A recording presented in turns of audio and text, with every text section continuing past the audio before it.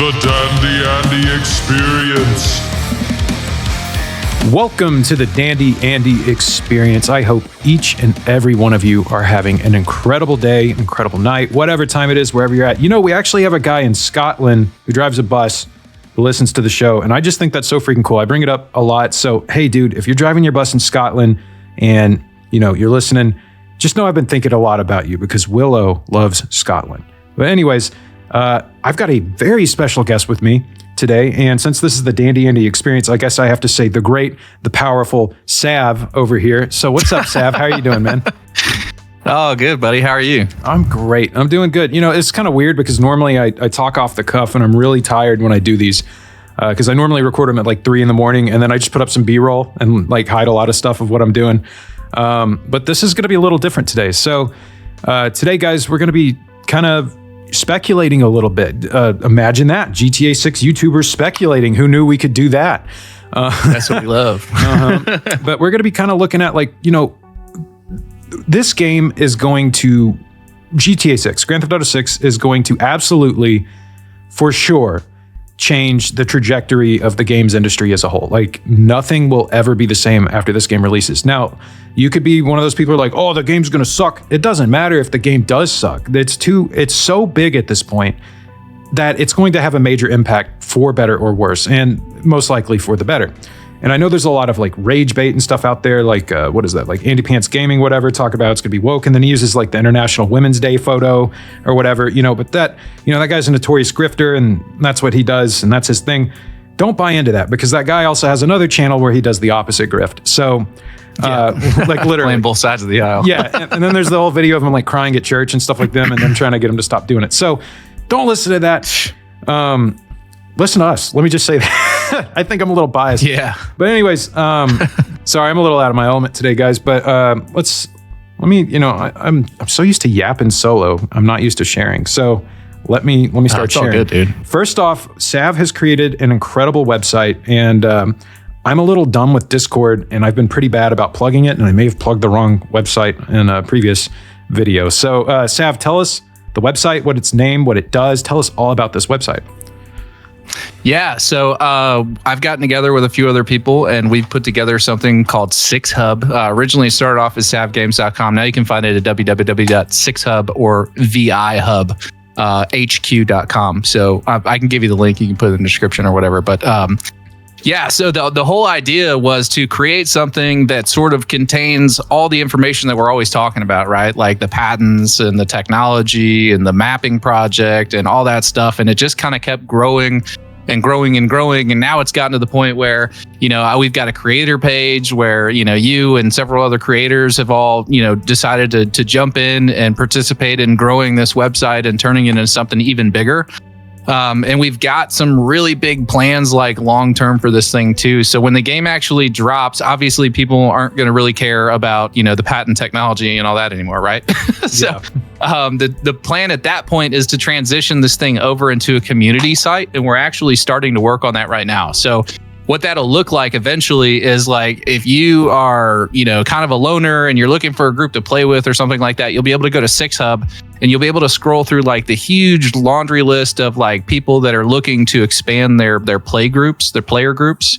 And you can find exactly what you're looking for. So you'll be able to like filter it by, you know, I'm playing specifically UGC content, or I'm playing specifically RP content, or yeah, I'm just doing the vanilla experience online, or I'm on PlayStation, or I'm on Xbox, or I'm on PC, or our group is really chill and we just kind of like hang out and smoke or whatever. Or, you know, my group is like, you know, we're really grinding, you know, heists and stuff like that. So you'll be able to kind of like find like the perfect group for you. Which is really cool. And we're also going to do a lot of like community events. We're planning some giveaways. We're going to be doing all kinds of stuff with other creators as far as collaborations. And, you know, when the game comes out, the idea being that this will be like the ultimate place to go to consume GTA 6 content outside of like YouTube. And we'll have like, you know, clips of the week where you can upload and submit your funny clip or your awesome clip or whatever. And then we'll have like moderators or admins like review it, and then if it gets posted, you know, obviously, you know, it'll be on like the front page of the site and all kinds of stuff. We're gonna have eventually, when the UGC marketplace rolls out, we're kind of kicking around the idea of, having our own collection of like UGC creators that we, sort of like promote and all that stuff too. So it's going to be huge. It's really cool already, but it's going to be even bigger. So we got a lot of cool stuff planned.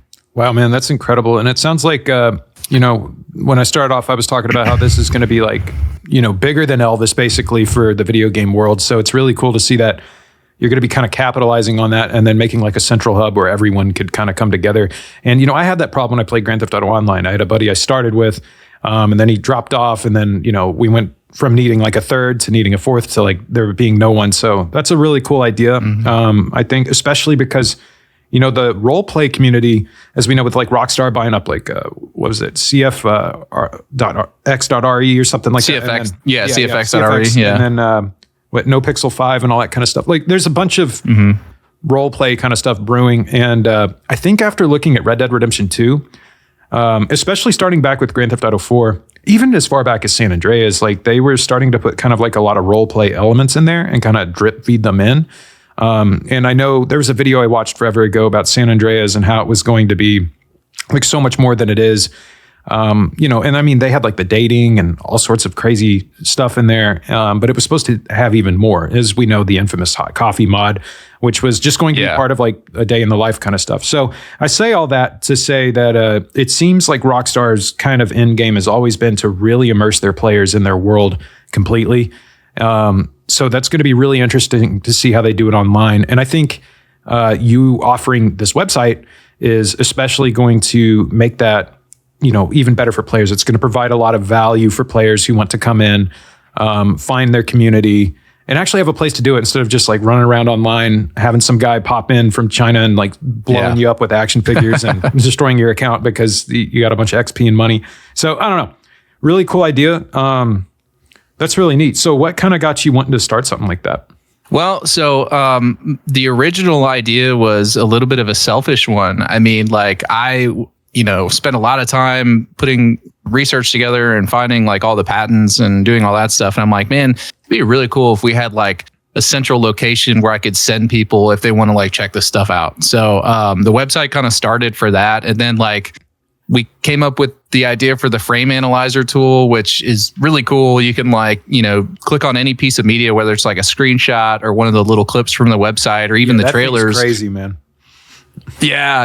And like, you can like really zoom in, you don't lose quality. It's like, you can go frame by frame and really like pick out individual things that, are harder to see just watching it on YouTube. So that feature kind of came along, and then the forum kind of came along, and, everybody keeps putting in ideas and all this stuff. And, so it's kind of, it originally it was going to be like like an extra for like my members on my YouTube channel. And then it got to the point where I'm like, okay, well, this is bigger than me. This is like a community thing, and I think people really like this, so let's make it a community thing. So it kind of grew into that. But I really like the idea of like connecting people and connecting, like viewers to other viewers, and eventually like giving you, access to other people that you want to play with, and also connecting viewers to creators and creators to creators. So like, I don't know, I just like kind of bridging that gap. That's why I did the roundtable, so this stuff is just fun for me, and I like sort of trying to grow the community in the best way that I can. So it's just kind of, I don't know, it's kind of sprouted from that, really. I think it's smart too, because, they always say don't put all your eggs in one basket. And I think it's no secret to, the people we make that watch our videos that like, we would love to do this full time, and we've been using like kind of the momentum of Grand Theft Auto 6 to share our passion and everything like that. I know there's sometimes you'll get some people, it's kind of hard to filter out the clickbait, especially that's kind of what I got into making Grand Theft Auto 6 videos, which is funny because I have that stupid space video like, oh, we're going to space, Grand Theft Auto 6. But, I was having fun. I was kind of seeing, what I could do. I was trying to see like, could I take a topic and then make it make sense? But so that was kind of an experiment. But it's interesting because, I'm kind of curious to see where we all land, Grand Theft Auto 6 creators and stuff after this, because a lot of us, like I didn't start off doing Grand Theft Auto 6 content. I was doing Hitman videos. Ready or Not. I think my first video is War of Rights. If any of you have played that game's crazy. But that's a content gold mine, dude. Yeah, literally. I'm just in a cornfield in it. But I made that one Grand Theft Auto 6 video that took off. It's like, oh, there's a lot here. And I love Grand Theft Auto. It's right up there with Red Dead Redemption series in my heart, and then Metal Gear Solid. So, those are the big three for me. So it's been an incredible privilege to be able to share, the information that I find out online, even if some of it isn't accurate or maybe 95% accurate. But, it is what it is. We do our best. We do our best. But, sometimes we do get lumped in with the clickbait stuff. And it's okay and it's understandable because really we're just excited community members. We're no different than anyone in the comments, and their speculation and them trying to find stuff out. So it's kind of been fun, but it's like we're not authority figures of knowledge or anything like that. We're just y'all. Right. Like we're just the community. We're just hanging out and we're all getting pumped and excited for this game together. So I know you've kind of like done some stuff with Battlefield 6 and all that. Did I say that? It's Battlefield 6, right?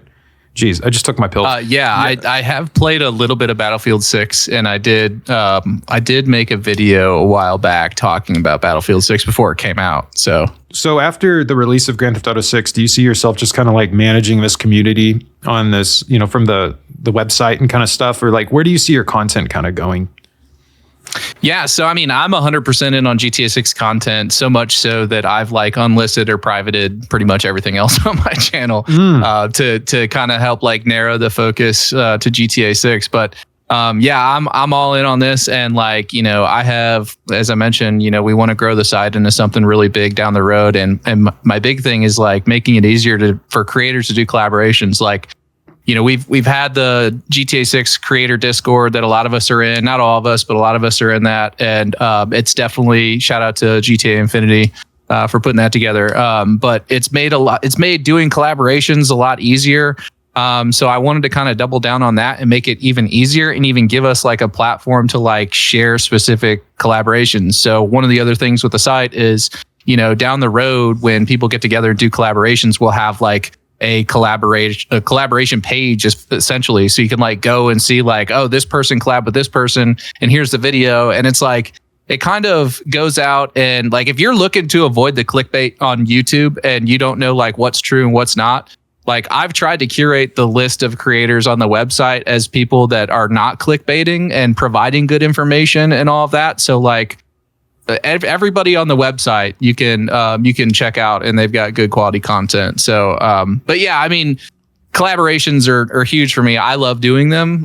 So I just wanted to kind of do something else that would make it a little bit easier for people to get more involved in collaborations and not shy away from them. So man, I want to be like you when I grow up, because dude, you've got this business mindset that like I feel like I get sappy with my people a lot, and then I share, like I just make music and I'm like, here, all right, I'm gone for a week. All right, now I'm traveling away from home for a while to go do some crazy nonsense, and then I don't know, and it sucks too because there's a bunch I wish I could share with people because to me it's an outlet, but like man, the way you approach it is like a business. I will say, dude, like your authenticity though is like the shining star in the GTA 6 community, and I've spent time in your comment section, because you've just like blown up. And so, a lot of us are kind of looking around at different people, and, you always try and keep tabs on other creators to figure out like what they're doing well. And I will say like your community loves your authenticity. And I think that is like one of the awesome qualities about your channel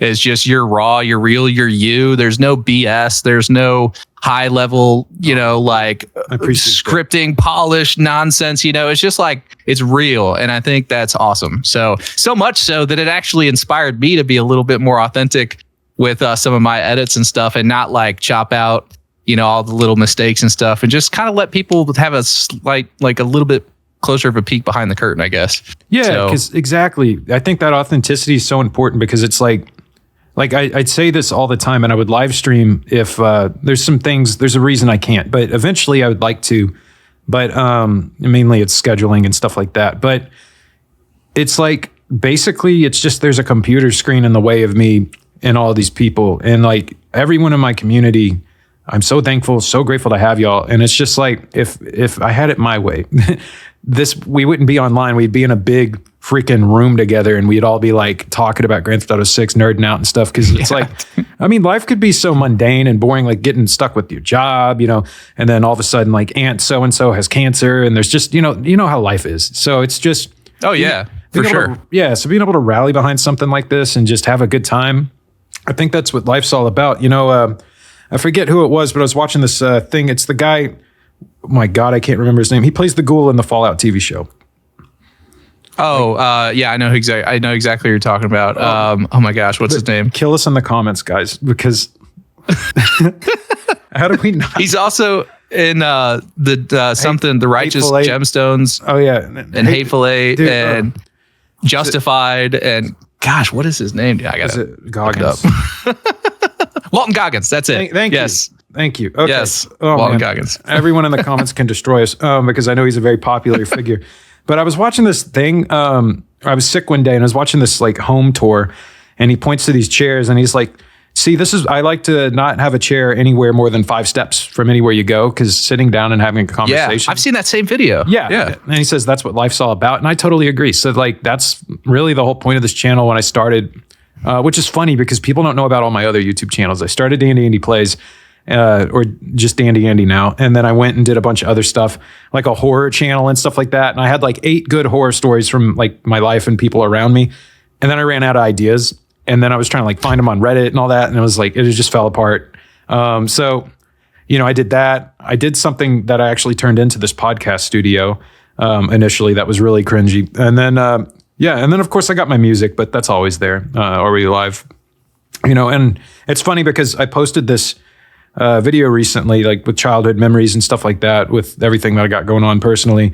I put it on my main channel, or like the Are We Live channel gets 2 views. I put it on the Dandy Andy channel, and then I get all this love. And it's just like, so this is where my people are at. This is where the audience is. And I'm so freaking grateful. I don't know. It's weird how this has happened. I saw that video, and even like without a whole lot of context, like it was making me emotional for the 90s, dude. I was born in 91, and like seeing that old camcorder style footage and the music you had going, I'm like, dude, this thing's going to make me cry. So props, dude. Man, I was just in my feels one night, and I just sat down with my synthesizer and just started playing around, and then it like became this interlude piece. And then I just kept seeing memories of the past. And so I just put it in there, and things aren't really the same in my family anymore. So it's just, I don't know. I miss all those people because they're really not in my life anymore. So I don't know. Really sucks. Yeah. But anyways, Grand Theft Auto 6. So let's speaking of distracting ourselves from like crippling depression, let's talk about the future, man. The future, bro. So when Grand Theft Auto 6 drops, I know something you always ask is, what's the first thing you're going to do? And I don't really even know, because like when I get the game, I think I'm just going to be locked in. Probably the first thing I'm going to do is be like disappointed or like scared that like, oh no, this feature that I talked so much about isn't in it, and now I'm going to look like a hack. It's funny because now it's like, because I've done this whole like creator's journey thing, when I play the game, I'm going to be viewing it through a completely different lens. But at the same time, I'm going to try and nerd out and be like the little fanboy that I always have been. But I do want to ask you, when this game comes out, bigger than Elvis, sorry, there's cars outside the shack. It's the same freaking guy every time. I don't know if that came through the mic, but when this game comes out, what do you see? How do you see other like game publishers, companies like Bethesda, who did Starfield? Obviously, it was Starfield. I've got a video actually coming out about Starfield and how good it can be with 250 plus mods. But what do you think companies like that, and even great companies like Larian, they blew it out of the water with Baldur's Gate 3. We got CD Projekt Red working on The Witcher 4. We've got the guys over at Pearl Abyss who just did, Crimson Desert. So how do you see these companies reacting? How do you think this is going to impact the industry? What ripples do you think this is going to have in the gaming industry as a whole? And, I'll ask you a little bit about that later. But anyways, yeah. So just with all that, what do you think?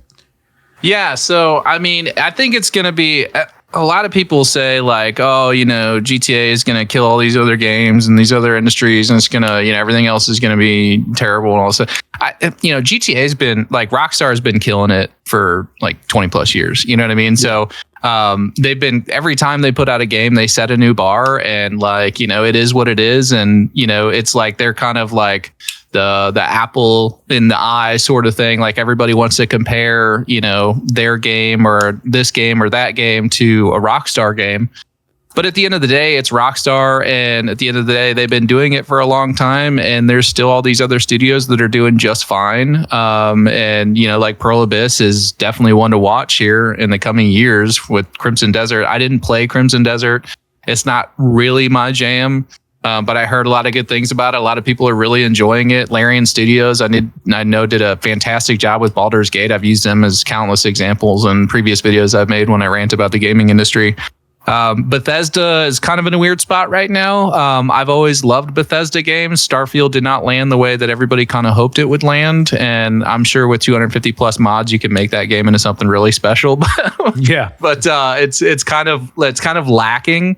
But I think they'll be just fine as soon as Elder Scrolls 6 drops. So, I mean, it is what it is. It's kind of business as usual, like Rockstar comes along, drops a big game. Everybody, gives it their attention for a while, and then everything kind of goes back to the way it was. I think it'll make the industry better. Everybody, kind of ups their game a little bit around Rockstar's stuff. But I don't think it's going to put anybody out of business besides Mind's Eye. Yeah. Oh man. And Leslie Benzies has been losing his freaking mind. He just can't cope with the fact that Mind's Eye didn't do well. It's everyone else's fault. Nope. So I think that Grand Theft Auto succeeded despite him. In the past. Yeah. But and I think the same thing of, I don't think necessarily it's going to put anyone out of business, because it's like, of course, every game company has their own, you're going to pay. I know there's all this talk about how much money you're going to pay, but say it is $80, it's still like a one-time purchase and you have the freaking game. So it's not like you're not going to have money for other games. And but what I do see changing is the landscape, because like you said, I feel like they've kind of become trendsetters in a way when it comes to what you can really do with gaming. Like you look at the stuff from Red Dead Redemption 2, I say it always, to this day, it looks like it was created with dark magic, because when you play the game, there's things that happen in it and you're like, what? Like that literally, you're playing a game, and then it's like, no, you're not. You're playing Red Dead Redemption 2. And to this day. And it came out in 2018, which I can't believe it's already been 8 years? Good Lord. So, man. So, and I mean, a lot of games nowadays can't even compete. So, it's just the things that Rockstar does, like the things that they think about, like their creative team. Like, for example, when a grizzly bear is about to attack, if you just stand still, it'll de-aggro, which is like an IRL thing, So it's like little things like that. And then the video I just did recently it was kind of like a tribute to Rockstar. I got a little sappy, but I was talking about, kind of the attention to detail. And I used this clip of this guy driving a railroad spike in, building the railroad, and you can see the nail going in every time he hits it. It's just name another studio that's hitting on those details like Rockstar is, Yeah, for sure. I mean, it's insane. And I mean, everyone always brings up the horse testicles, but but Bethesda, man, they are sleeping, because Todd Howard used to always talk about reaching out and touching the world. Especially with Skyrim, that was the big E3 thing. He said that, reach out and touch the world. And it's in the game, 16 times the detail. Fallout 76, 16 times the detail. But and the thing is I think he's genuine in what he truly wants with these games, and has been since back, with Oblivion. But now that they got bought by Xbox, I feel like Starfield needed 5 more years in the oven, and it could have been a masterclass, impeccable game. Now they would have to remove Sarah Morgan. But no, I'm just kidding. But I think also because with these mods and stuff, and I know this is kind of a tangent, but I've got a spaceship now. Everyone's got an assigned job. There's ranks. I've got a crew of 100 people. I've got 30 Marines in the landing bay. And then it's they all are assigned to their own squad leader. So I've got a platoon. And when we land on a planet, I've got all these mods to where it turns everything into a tactical war zone. You die in one shot, and there's strategy moving around this massive battlefield. It completely transforms the game into something that could have just been absolutely insane. And it just seems so obvious, like all the tools were there, stuff like the fuel and stuff. So I don't know. So I really hope with Elder Scrolls 6, they complete their game and see their vision all the way through, because Rockstar, man, every game they have, they'll push it back, and then work their workers till almost the grave, and just complete mental psychosis and everything to make sure they deliver a absolute polished work of art. And if this game doesn't there's a fresh complaint about it. Oh yeah, what's up? Yeah. There's somebody was posting on Glassdoor apparently here recently about the working conditions at Rockstar over in India. They're like, it's been great working here in the past year. It's been awesome working on all these projects, but like the last 3 weeks have been miserable. I don't know if it's real. It could be totally fake, but it wouldn't surprise me at all if it was real. No, and I'm going to be honest. I think the one studio that would get the most abuse is Rockstar India. They have the most people too. I think 1,000 employees. And, I'm not sure how like the company culture changes from office to office, where you're at with different, cultures and everything like that. But I imagine, it could get pretty intense over there with grind and burnout and stuff like that. 100%. But, hats off to all of you guys who are working on it. I'm curious to know if like anyone who actually makes these games listens to any of us yap and speculate about their games. Sure they do. I'm sure they do. I mean, I kind of look at it like, we're making videos and we're curious to see what people say in the comments about our stuff. It's the same thing for them. They're working hard on this project, so they're curious to see what people are saying about it. And they probably laugh at all the stuff that we're getting wrong when we speculate. Yes, but exactly. Like, oh no, that's not it at all. Well, if any of them are listening, I just want to say like, dude, thank you. Like, thank you for your service because I know it's freaking brutal.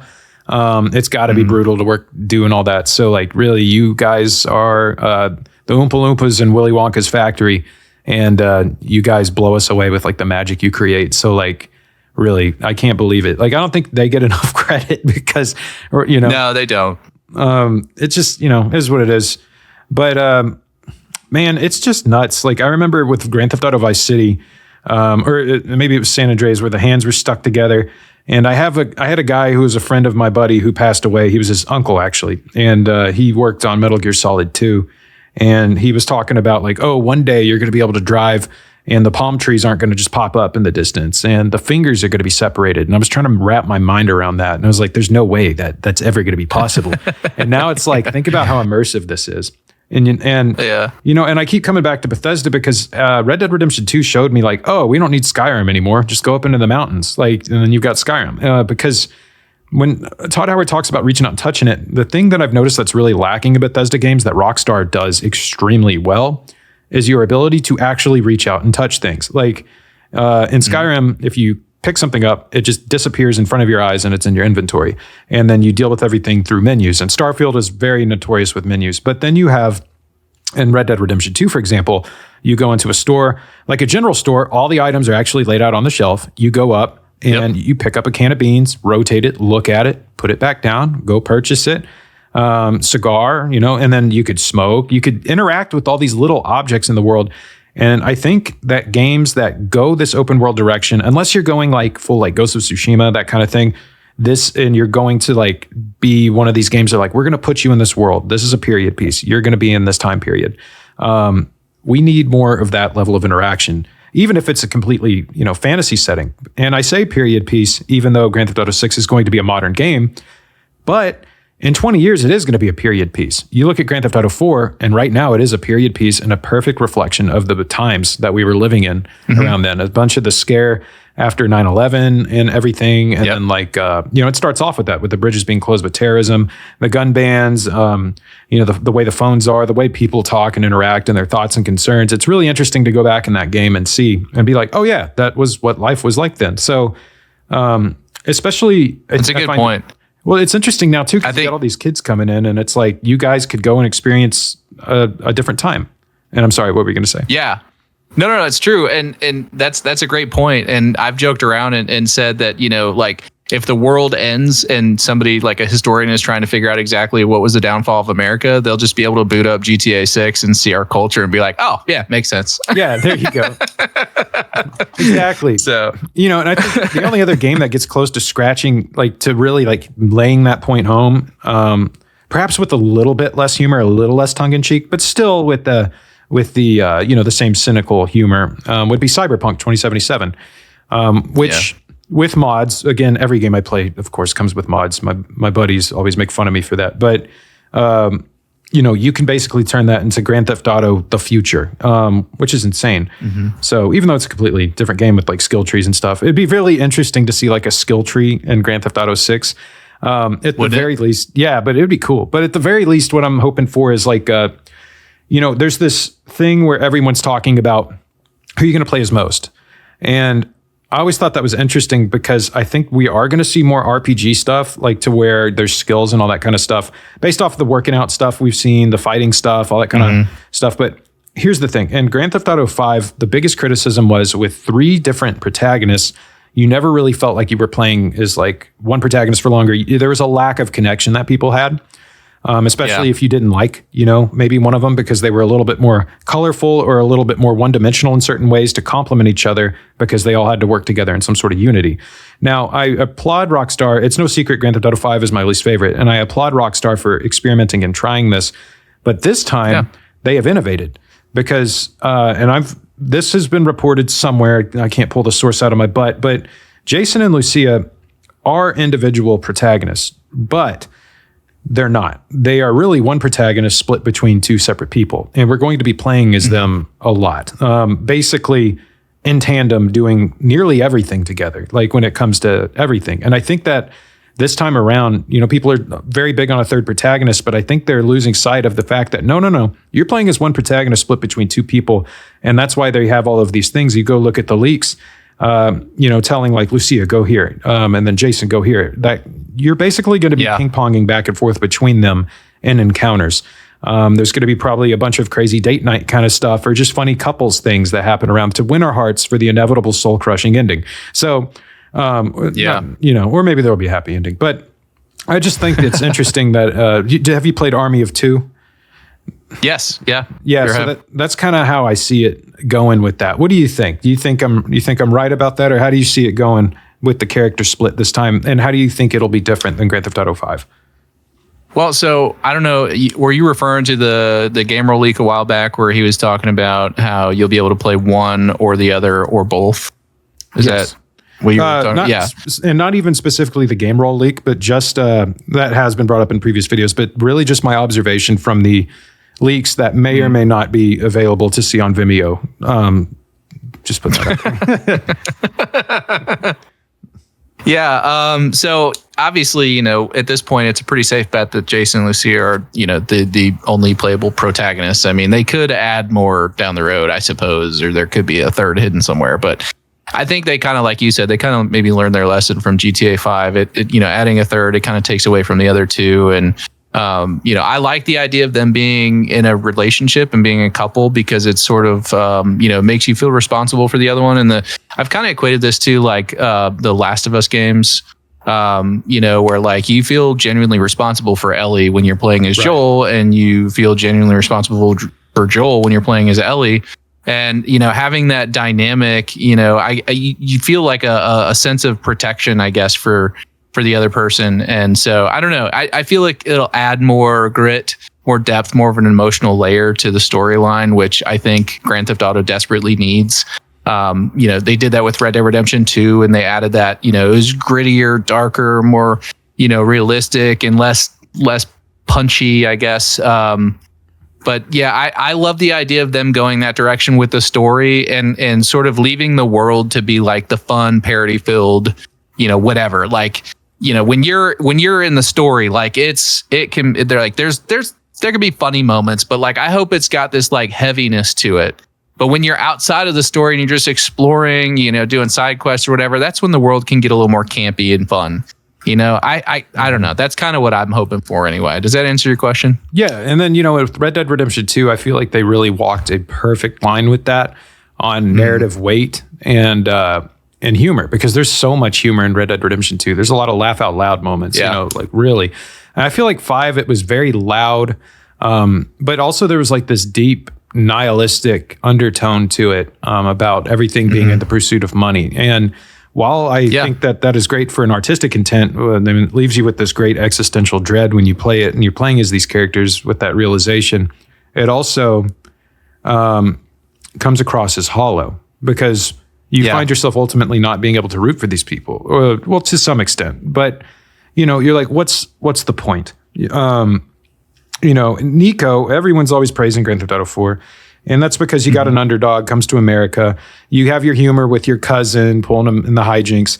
But you deal with very dark topics. But even that game still has, I think, a lot more like craziness and absurdity to it than Red Dead Redemption 2. And if they could just marry the two, like you're saying, oh man, I don't even know. And I think if they do marry the two, like with that Red Dead Redemption 2 approach with Grand Theft Auto, I really do think it will appease pretty much everyone. Of course, you're always going to have your naysayers. I think so too. Yeah. Yeah, no, I completely agree with you. And the customization options too, you know, it's going to be off the charts. I'm sorry, what were you going to say? No, I was just going to say, like, when I'm usually talking about Red Dead Redemption 2 and why they went the narrative direction that they did with it, you know, I've tried to explain this, like, you know, obviously you have like Grand Theft Auto, the world of Grand Theft Auto is like this modern world. You have cars and all these crazy things going on, all these advanced weapons and storylines and all this like chaos, right? But Red Dead Redemption 2 is set in like the late 1800s, early 1900s, and it's just like this sort of like old timey, everything moves a lot slower. There's not like all this chaos and commotion constantly happening everywhere you look. It's a lot of open areas and terrain. And, you know, they've got to have like really good narrative depth to a game like that, because outside of the story and the characters and all that stuff, it's kind of like a big open natural world with a couple cities dropped in, you know, or I don't even want to call them cities. Really, you got like one major city and the rest are just like small little townships or whatever. But it's just it's a big open natural environment. So there's less going on, which is why I feel like they really had to double down on that like narrative depth and, you know, like the quality of the story and have some really, really strong characters.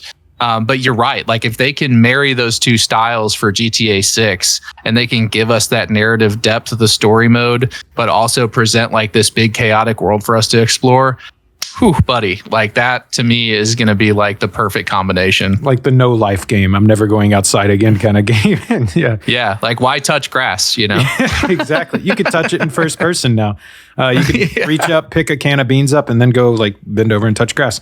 You know, it's funny too, because I get all these comments, and I'm sure you've seen it too, of people asking, can we ride horses in Grand Theft Auto 6? People really want those horses back in Grand Theft Auto 6. Do you think we're going to be seeing horses?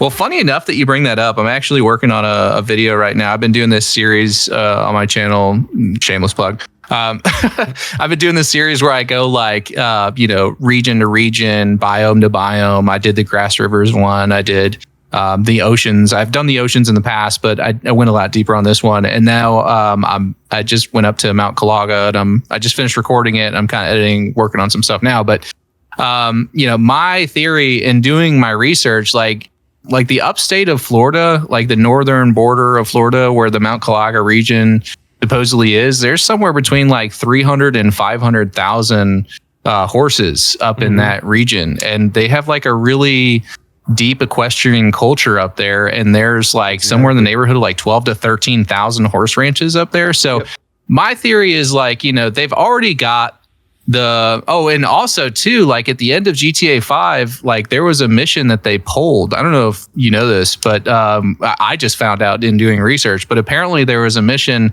that involved Martin Madrazo and stealing a horse in GTA 5 that got pulled before the game was released. And you can see like, you know, horse stalls and stuff around the map.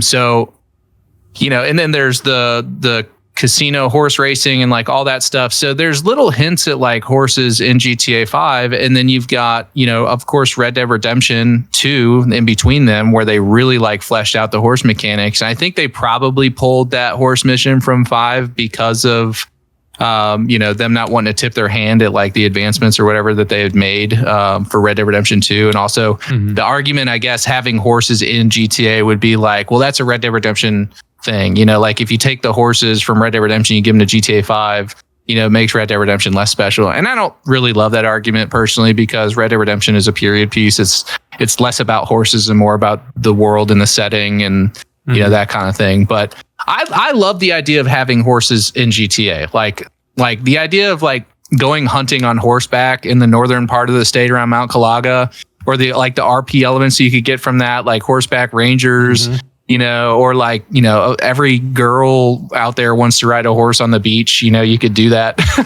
Exactly. So, because we're in Florida and in Texas, we have these, you know, we have police on horseback. So that's something that's in Florida as well. So yeah, I don't and think that could be another law enforcement element too, is like, you know, cops on horseback in the streets. Depending you know? on I don't know. they've already got the technology, right? It's all there. All they have to do is port it over. And if you look at the leaks from 2022 in the debug code, you can see stuff like there's one called horse avoidance, which is the system that they created for GTA 6 or created for Red Dead Redemption 2 specifically, with like keeping the horse from like running over the edge of a cliff or walking around a boulder without like clipping into it or stumbling on it, like that kind of stuff. So we can see that in the debug code. I don't know if that's just like, leftover code from their Rage system that they have used for the framework for GTA 6, or if that was intentional. But it's also in there with other debug code like taming and flocking and that kind of stuff as it relates to animals. So I'm hoping that horses are in the game. I'm not willing to like plant my flag yet, but I hope they're in there. Yeah, and I think they honestly will be, unless there's some weird reason they decide to pull them. Because Red Dead Redemption 2 did a phenomenal job. And people are always like, why are you always bringing up Red Dead Redemption 2? It's the most previous Rockstar title. Obviously, they're pulling a lot from it. You play Grand Theft Auto 5, there's a lot from the first Red Dead Redemption that kind of went into that, like with the weapon wheel working the way it did and everything, being able to select between different weapons and all that. Or the weapon wheel in general, I believe, was originally from Red Dead Redemption. And then, also when you play, so basically when you play this game, in Red Dead Redemption 2, how they simulated time passing was a change of scenery. How they simulated seasons was the new biomes that you were going to. And it created the feeling that you are literally traveling over a long, massive distance, and the seasons are changing as you go, even though they're all static, right? Right. I think that fits perfectly well in a game to where we know pretty much for certain that you're going to be on the run, at least for some part, if not the entire game. Especially, they say it right there in the trailers with Brian being like, they got your address, they got this, and then the police, and then they storm the apartment, and Lucia and all them are jumping out and trying to escape. So we know you're going to be bouncing all over the map, and these regions, they've put so much emphasis on like, hey, Ambrosia, the Grass Rivers, like these are very distinct, really cool places, very similar to how they did with Red Dead Redemption 2. So as you're moving across the map, I think that not only are we going to have like a different base of operations, be it like a motel or whatever, and then living out of your trunk is like your horse, but you're also going to have, like you said earlier, just like different things. Like maybe for a period of it, you are on horseback to go do X, Y, and Z. And this is something that they did all the way back in San Andreas. The first time you are taken out of Los Santos and you wake up in the sticks, the whole game changes and the whole vibe changes. And nothing creates the sense of adventure like that change in location and where you're at, because it creates the feeling that time has passed. It's create the feeling that, the weather around you is changing. And there's all this, now there's stuff with weather interacting with the environment and seasons. And maybe there's some sort of giant hurricane event in the game that's tied to the story.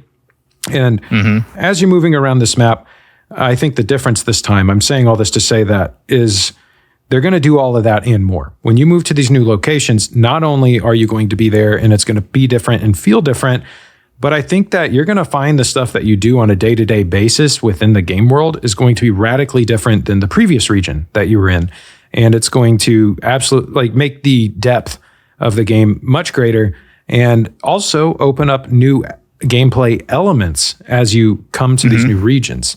Now, there has been a big talk about, I get asked in the comments, Andy, how does it work with the businesses? Like, there's all this, it's Vice City, there's businesses in Vice City, there's businesses in Vice City stories. There have to be businesses in this game. How are they going to work when you're on the run? So I'm kind of curious, I've got my thoughts on how that'll kind of work.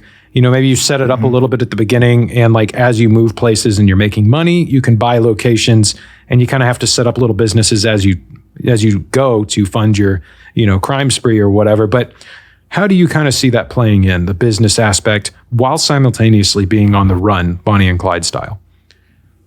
Well, so first of all, it's Grand Theft Auto, so it's not like, I don't think the vast majority of the businesses are going to be legitimate like businesses. It's probably going to be illegal activity that we're sort of using certain companies as a front. So like, the famous laundromat, icon that was spotted in the leaks, like that could be a good example of like a place where you go to launder your money, and maybe you own it, maybe it's in somebody else's name and you use it. I don't know. But I don't know either that they're going to be on the run from, like the official law, like there could be, we don't really know the story yet. They could be on the run from like a corrupt group of cops, and maybe there's some type of deal that goes sideways between these corrupt cops and then the guys they're after. And then so like both groups of people are after them. So they're not necessarily fugitives, so to speak, but like, maybe they're just running from these particular people. So they could still sort of have these businesses and it wouldn't necessarily affect the lore of the game. But that's a really good question. I don't really know that I have the answer to yet. And, I guess we're just kind of speculating anyway. But it's interesting to think about. And I can say for certain there's going to be some sort of businesses in the game. And one of the things that I'm really hoping for in particular is like a marina mechanic. If you've spent any time near like, a coastal town or something, marinas are like a huge part of that sort of social ecosystem. And to be able to like, let's say you could buy like a boat slip somewhere and store your boat there. And like, maybe it's a houseboat, maybe it's a speedboat, maybe it's a sailboat, whatever, it doesn't matter. But like, if they scale that upwards and to the point where you can like buy the whole marina and then you own the bait shop there and the restaurant and, like all these other things, it could be like a front for other, activities or side missions or characters that they could introduce and all that too. So I don't know. It's going to be really interesting to see what direction that they head as far as like the businesses and how we can interact with them in the game. But yeah, I don't know. I don't really have a firm stance on that one way or the other. I know that it'll be done well, whatever they decide to do, because Rockstar always knocks it out of the park. I think so it's kind of a safe answer. Is about, well, like what you said too about like how you don't think it'll be the law enforcement, but like some fugitive cops. I am in that line of thinking as well. Because it gives you that running away from the cops feel, while also doing what they did in Grand Theft Auto 4, where you're being hunted by criminals and moving across the city. With Dimitri chasing you down. And it also opens it up to where you can walk outside without cops immediately being like, hey, it's you, That would kind of turn it into a dramatically different game, wouldn't it? It's manhunt at that point. Yeah, exactly. So I completely agree. I think that is more in line with what we're going to see, especially because I don't know, something about that cop, this body armor and glasses, he just looks crooked. So I don't know. Yeah, something's going on with that guy. So I'm also curious to see, how do you think Raul is going to fit into all this? I think he's probably more of like a mid to late game character personally. I think Brian is going to be like the central figure for like mission giver, protagonist support, eventually maybe antagonist towards the middle or end of the game, depending on how that relationship dynamic goes. But Raul to me strikes me as like a mid to late game. Like, you're starting to do heists where you're making a lot more money and, he seems like he's got a lot of resources in some of the screenshots. I mean, he's on a really nice boat, and then he's in this like sort of like hacker den looking thing.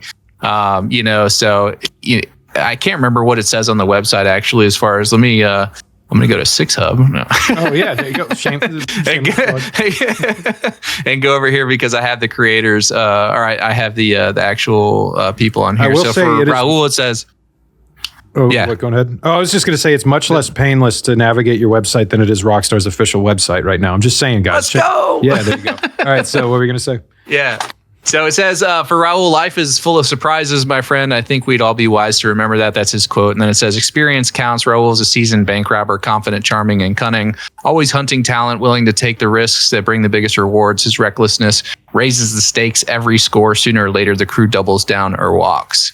So, he's just like, to me, and then the little video that comes with it, you can see Jason, Lucia, and Raul, outside in a firefight with the cops, so, and they look pretty decked out in gear. Yeah. So I think he's going to be more like mid to late game, definitely like heist oriented. There may be, he may be like a more involved Lester, like the guy that sets up the heist, but also joins you on them or something. I don't know. We'll see. But he's an interesting character for sure. Yeah, I think all these characters they're shown front and center are kind of like how they did it with 4, how they set it up to where it's like, these are the people that you're going to be doing your missions for in different areas as the game progresses. So like, Booby Ike's going to have his little area. And then who else we got? Is it Draquan? We got him as well. Yeah, Draquan. Yeah, Draquan Priest and Brian Heater, Real Dimes. Yeah, Real Dimes. yeah, it will kind of be like the modern Love Fist, I'm assuming, in this game, given that music has changed, you know. So, but also we know that Love Fist exists in this world, so I'm curious if we're going to see them on like some crappy reunion tour and they're all hungover and old and falling over each other. How awesome would that be, dude? It would, especially if you have to deliver them again and they got the same voice actors and stuff or whatever. I don't know. It would just be such a good time. One of my favorite missions in Vice City is having to drive them around and the crazy fan puts a bomb on their tour bus. Or I think that's what it is. Their bus or it's their car or something, and they're like, "Drive faster, mate! I've pissed myself," you know, all that kind of stuff. Love Fist was great, you know. And then also in Vice City Stories having Phil Collins, and you know, we know we're gonna have celebrities showing up in this. Like there's this talk, we know T-Pain is going to be involved, or at least he's not necessarily involved, but he was told to be not really mess with the the CFX. .re because he does have some involvement. The RP stuff. Yeah. And then there is also, you know, they did put Dr. Dre in Grand Theft Auto 5. And then we got, there's this talk of Drake being a big thing in Grand Theft Auto 6. So what do you think about that? What do you think they're doing with this music with like Drake and all that kind of stuff? Yeah, I mean, so what I'll say is, you know, GTA has always been like big on like the current culture, and you know, music is a huge part of culture, and especially in this part of the country in Miami, you have it's like a melting pot of several different cultures. You have the Bohemian culture, you have Cuban culture, Latina culture, Black American culture. You've got all kinds of different things going on down there, and you know, the hip hop world is going to be a big part of that. And we also saw like in the leaks, or not in the leaks, I'm just so used to saying that, dude. Recently there was, well, I guess it was kind of a leak. The thing about them recording up in the Georgia area, recording ambient sounds and things. I can't remember what that source was from, but yeah, so I think they're probably spending a good amount of time in like nightclubs and things like that, trying to nail the feel of nightlife in Miami, because it's so big down there and it's so prevalent, and having the right music to fit that scene is going to be huge, and it sort of opens the door for more participation from different artists that want to come in and be a part of the project, and nobody's going to say no to Rockstar when you call, you know what I mean? Right. So they can kind of get whoever they want, and clearly they've got the budget to do it. I mean, you know, this game is costing what the Burj Khalifa cost to build. So exactly. And then I think there's going to be some sort of music streaming element, of course. I don't know how you couldn't have like some version of Spotify, especially with how prevalent social media seems to be in this game. What I'm curious about, and what I'm hoping doesn't happen, but what we might see in like Grand Theft Auto Online, the next rendition of it, is to where you have these artists that come in, maybe they release an album, and you know, you kind of almost have this metaverse kind of thing where it's like maybe you pay for their music through the platform and like go to like some sort of special Grand Theft Auto event around their music. I'm hoping to see, I don't know, if the community's for it, whatever, but I kind of like the idea of like, once I've paid for the game, I have it, and then like, you know, the content that comes later, like I've given y'all that initial investment, which I think is also why there's been talk in the past, you know, through various leaks, rumors and all that, of the game costing upwards of $80 to $100. Maybe they think, well, you know, we would have to nickel and dime you later for this content in order for it to justify the cost of creating it. Maybe a bigger upfront base cost, like a flat cost, would be better. Of course, consumers are going to have major pushback when they hear anything like that, because it's alarming. Also, Rockstar is the trendsetters.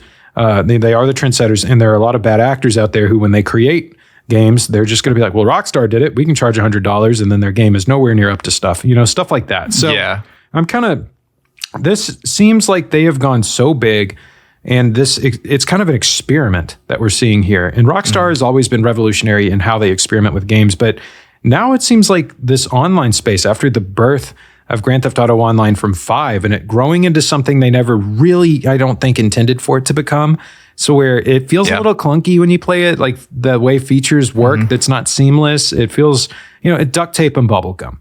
And I think they do an excellent job creating it, making it feel as polished as it possibly could under the circumstances, but things feel very disconnected in that world. But now we know, with them laying the groundwork for this next version of Grand Theft Auto Online, things are going to be a lot more connected. So, and they have this, you know, almost experimental spirit, if you will, going into this next rendition of Grand Theft Auto Online. So for me personally, what I kind of see moving into this next rendition of Grand Theft Auto Online is kind of like what Mark Zuckerberg was trying to do with the metaverse. I mean, hopefully we're not meeting with our bosses in Grand Theft Auto Online, but God, no. like, you know, like, hey, get in the car, stupid. We're going to go do a robbery. And then I need to figure out where you're at on those TPS reports or whatever. But, you know, you know, but it's like, Office reference. Yeah, there you go. Office Space. Sorry. Yeah. Office Space. But I don't know, man, I'm kind of in awe when the more I look, the deeper I look, you know, it's easy for people to watch these videos and be like, oh, this is bullshit. This is crap. You know, and it's like, dude, do you know how much work went into making this? Like all the weird little places we go and we look to find this stuff. Yeah. And it's out there and you just have to connect the dots. And there's something really in the air that hasn't really quite surfaced yet, that isn't quite to the public, I'd say public knowledge yet. There's something brewing there, like a big beast that is Grand Theft Auto Online's next rendition. And I am very curious to see how it plays out, but I think it's going to be bigger than anything we've ever seen before. But I'm curious to know what your opinions are on this next version of Grand Theft Auto Online. What do you think is going to be different? What do you think we're going to see that we haven't already seen? And how do you think, I mean, there's no way you're going to be able to answer this, but how do you think it's going to work? You know? Well, so for one, and you mentioned it earlier, it's being built from the ground up intentionally, right? So as a lot of people already know, maybe some people don't, GTA 5 Online was sort of like an afterthought. You know, it was like oh, this would be a cool thing to add. We're, 12 months out from release. Let's go ahead and make a multiplayer feature. And they just sort of like threw it in the game. GTA 6 Online has had the last 12 or 13 years to sort of, come to fruition. And it's their cash cow. Like GTA Online is their cash cow. So they're looking at this like, how do we go even bigger than we did with GTA Online? And I think optimization is one. Obviously, like nobody wants to sit in these long loading screens, and there's patents out there that sort of allude to that. But also like the creator economy and all that stuff too. Like, and I'm a big UGC guy. I talk about it all the time. Probably drives my community nuts how much I talk about UGC, but I think it's like the next big thing. I really do. And you look at companies like Roblox and Fortnite and like all these sort of games, and even Minecraft, and how they've brought like creators in to create UGC content and sort of like give them the tools and create the landscape for them to build whatever experience they want. It sort of takes the Rockstar creative team a little bit out of the picture if they want to like dial it back and say, okay, well, instead of us investing all this money and resource into creating this DLC content, let's let the community tell us what they want, and then we'll just like spend all of our time giving them more tools to create the content that they want, and then we'll take a slice from it. So instead of it costing them money, they're profiting from it, and they don't have to do the work. And I think that's something they've seen from Bethesda, like with their Creation Club. And for anyone unaware, UGC user generated content. Sorry. Right, so anyway, no, you're good. Talked about it. I know you talk about UGC a lot, but it's big. It's going to be huge for this game. But I'm sorry, I interrupted you. Please continue. No, you're good. And Bethesda is a good example of like how not to handle it too, because they basically just took stuff that was already free and then slapped a price tag on it, made it impossible for you to get around it. But it also, I don't know that the tools were there and it wasn't done properly. So there's a lot of lessons to be learned across different, developers and how they've sort of handled these things. But, I think UGC and roleplay are going to be really, really big. It's going to be huge as far as, not only like players getting to create the experiences they want, but people actually like making money and creating careers out of it. So much so that we're talking about ways to try and capitalize on it and incorporate it into the website at Six Hub. So I think that's going to be really cool. I think the vanilla experience is going to be plenty fun for anybody that doesn't want to dive deep into user-generated content or roleplay, but it's the evolution of the online experience. When everybody sort of caps out what the vanilla online experience has to offer, you're going to have another pool that you can dive deep into if you want more content. And I think that's kind of the direction that we're headed. And I would say your website, things like that. I mean, your website, I think, is going to be a huge pillar in the community moving forward. I really, the more I look into this, the more I read it. I know I'm not always on Discord, but very rarely. But I'm trying to get better, especially now that I'm back and the trial's wrapping up and everything. But with stuff like your website, I think that it suggests that there's something bigger than meets the eye with this release. I think it's a signal, a symptom, a very positive symptom of the fact that the landscape of how video games operate are going to change. We know it. We feel it in the air. We're like the animals and the critters in the forest, and there's an earthquake, and we're starting to freak out. When this game launches, I think that we are going to see things, with UGC, the user-generated content, lots of that. But I also think we're going to see a bunch of new locations added. And I kind of think that it is going to be, people are like, oh, you're crazy. Liberty City, you know how expensive it would be to add, how much manpower? I'm like, yeah, do you know the company who makes this game? Exactly. It's like, there has always been from the get-go, from like Grand Theft Auto 3, maybe even Grand Theft Auto 2, and Grand Theft Auto 1 when you could go to all the cities. It's like, people want to fly to all these different cities. San Andreas, that's why they had the 3, I do think that I've got a theory on this actually. Okay, and all right, so I want to hear this theory because I've got one too. So in fact, let's just get into it. So what's your theory on this? So my theory is that is the case. I've been saying for a while now that, and I could be totally wrong about this, but I've been saying for a while there's a decent chance that the map that we get, Leonida, is not actually an island. I think that there's a decent chance that it is connected to a larger landmass, and that's the main reason that Rockstar is shying away from showing us anything as it relates to the northern part of the map. I mean, literally nothing. We know nothing about it. And I think that's, probably because, I don't want to say probably, but there's a decent chance that it's because, Florida is connected to the southeastern United States at that northern sort of peninsula. And there is plenty of different ways that they could sort of do that, and they've done it before. Grand Theft Auto 3 was connected to a larger landmass via a tunnel, so it's not out of the question. Obviously, Red Dead Redemption 2, Red Dead Redemption 1, they were both connected.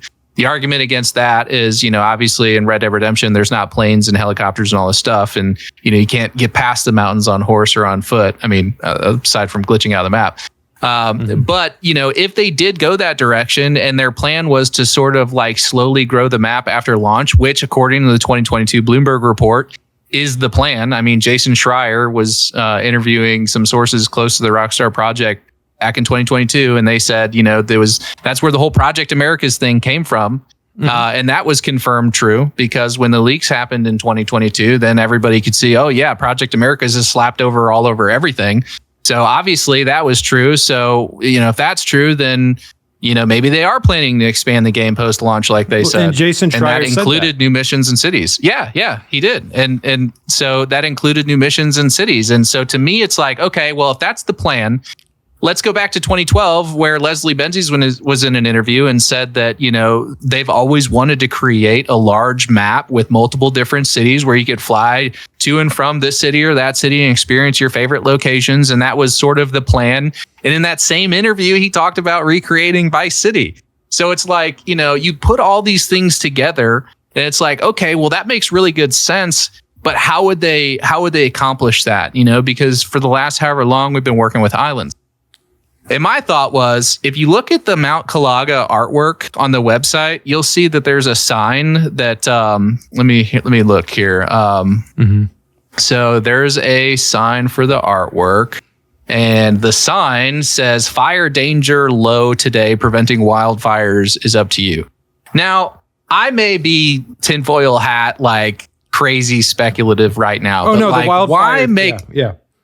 Yeah, like why make that like the key art for that location unless there's, something deeper to that. And we can see in the Ambrosia screenshots, you've got fields on fire from them burning the sugar fields, burning the leaves off in between crops. So we know the fire spreading mechanic from Red Dead Redemption 2 is going to be in the game. They already said back when they were developing Red Dead Redemption 2 that, they have the ability to burn down a whole forest if they wanted to. The problem was that it would just drastically change the landscape and, it would affect the lore of the game.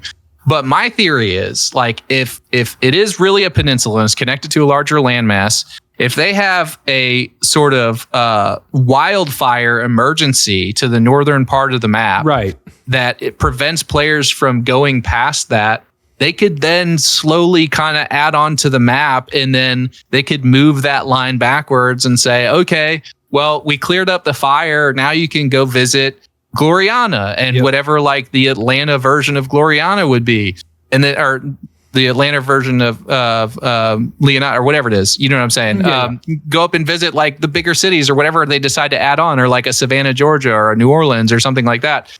And then they could just like slowly add to that. And it's like when you spend $2-3 billion on a game, to me, it makes more sense to not turn around and do that again in 10 years, but to create a platform where you can then expand your world, you know, and with as good as this game looks, dude, I feel like personally that everything will hold up 15 years from now. Exactly. You know, like how much better can graphics get? You know, I know that they probably said that back in like 2002, but you know, but you get what I'm saying.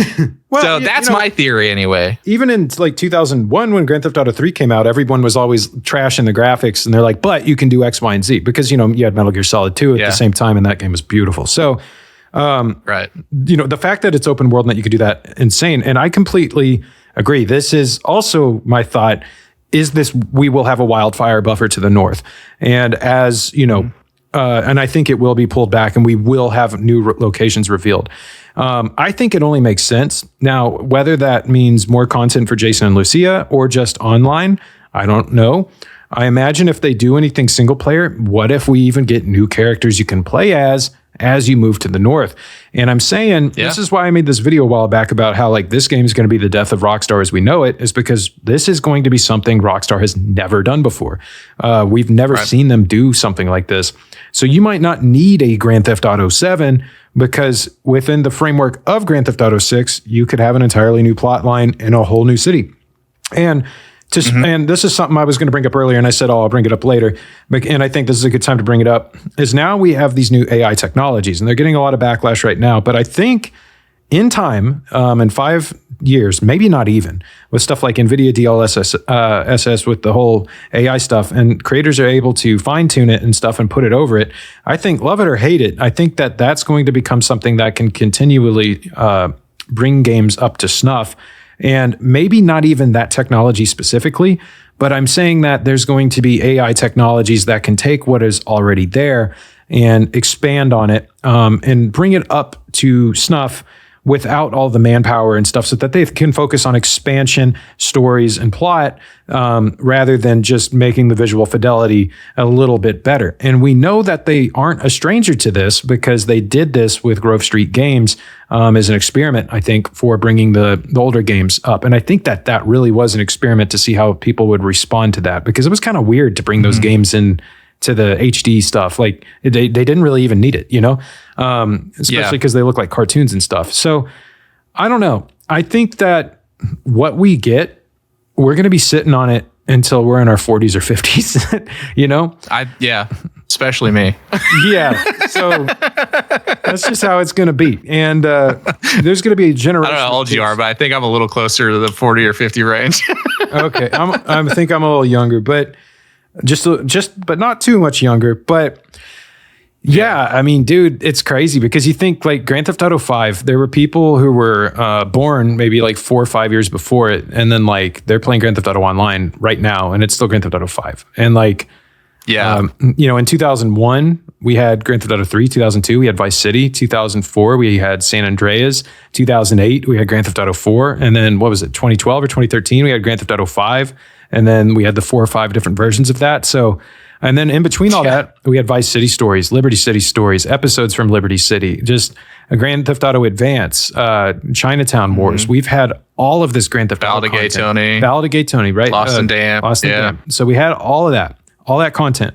And you have these kids, and they've grown up with only this, and everything else is old and dumb. So it's just like, I think that is going to be what we see. There's going to be a generation that just grows up with Grand Theft Auto 6, and that's going to be the game. And people talk about Grand Theft Auto 7. I'm like, man, it's going to be great for your grandchildren. You know, they're going to love it. Because, you know, where do we go after that? You know, I think that they're going to probably try a new IP after this because Red Dead Redemption's kind of tied up. They could do a third one, but I think the most obvious choice of what to do with Red Dead Redemption 3, a lot of people are like, no, that's lame. And then you have other people who are like, oh, I want a prequel. And people are like, oh, that's lame. And I think they've kind of tied up the story very nicely with Red Dead Redemption. And so, well, they said the same thing about Red Dead Redemption 2 being a prequel to Red Dead Redemption 1. And they said the same people said it was lame and those same people love it. So that's true. And, you know, it's funny. I consider them the same exact game. Like really, because you can just start and finish it. And something they freaking like, I think that they originally were going to do this because New Austin was there. And I was like, oh, snap. Mm-hmm. I think eventually they're going to add on to it, and it's going to, and we play as John Marston at the end. We're going to seamlessly go into 1, and they're going to recreate 1. I think that groundwork was there, especially because they were building Mexico and everything, and then Rockstar being Rockstar, they had to scale it back, and then they were going to make it one complete package. But why do that when you can triple and double dip on multiple titles? Makes more sense for the company, but I do think that you're right about this wildfire thing. To anyone who's not familiar with it, you can go on the internet yourself.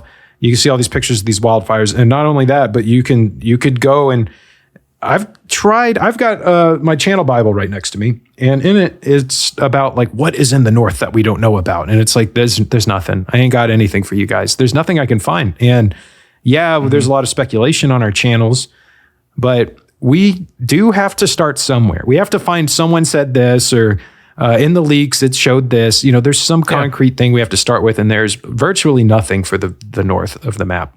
Well, I like to call it grounded speculation, because it's not like we're just out here just like making random guesses, like the speculation that we like to do is rooted in like 1, what Rockstar has done in the past, 2, what do we have evidence of, and 3, what's technically possible. Right. So, that I think it's grounded. I don't think it's an outlandish theory. I think it's entirely possible. And fun fact, like literally right now, as we're having this conversation, if you Google it, like the entire northern state of Florida and southern Georgia border is on fire right now.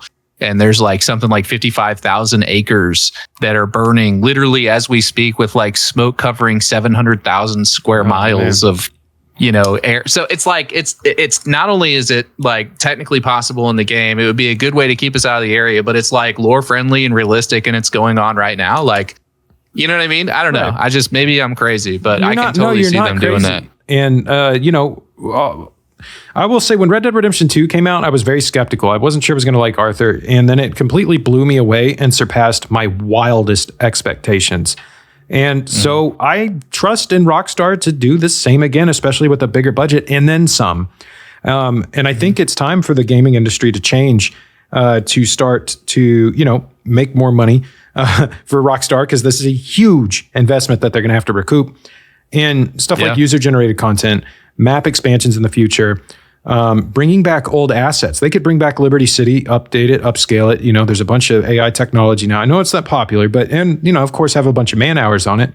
And eventually we could be taking a trip to Liberty City for a whole new thing as separate characters, so, or just in online. And maybe online becomes the ultimate crime MMO, like the previous GTA already is. And I think it's funny. Here's a fun... Oh, what's up? Oh, sorry. Go ahead. No, go ahead. Oh, okay. I was going to finish the point by saying there's a bunch of people out there that, there's this subreddit I follow, and I think it's really funny. And it's like, stuff never happens. And it's like, no, it didn't. That didn't happen. And I feel like, people, they don't understand. It's like, no.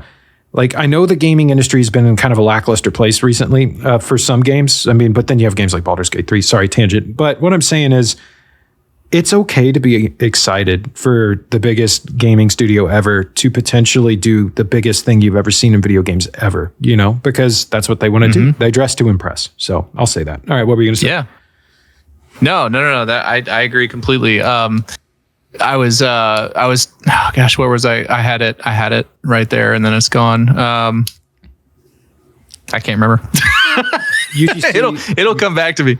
Well, we were talking about UGC map expansion, the future of Rockstar games, how Grand Theft Auto 6 is going to look in the future, how Grand Theft Auto 7 will be delayed forever, because this will be the new place you're staying. Oh, that's what it was. Yeah. Thank you.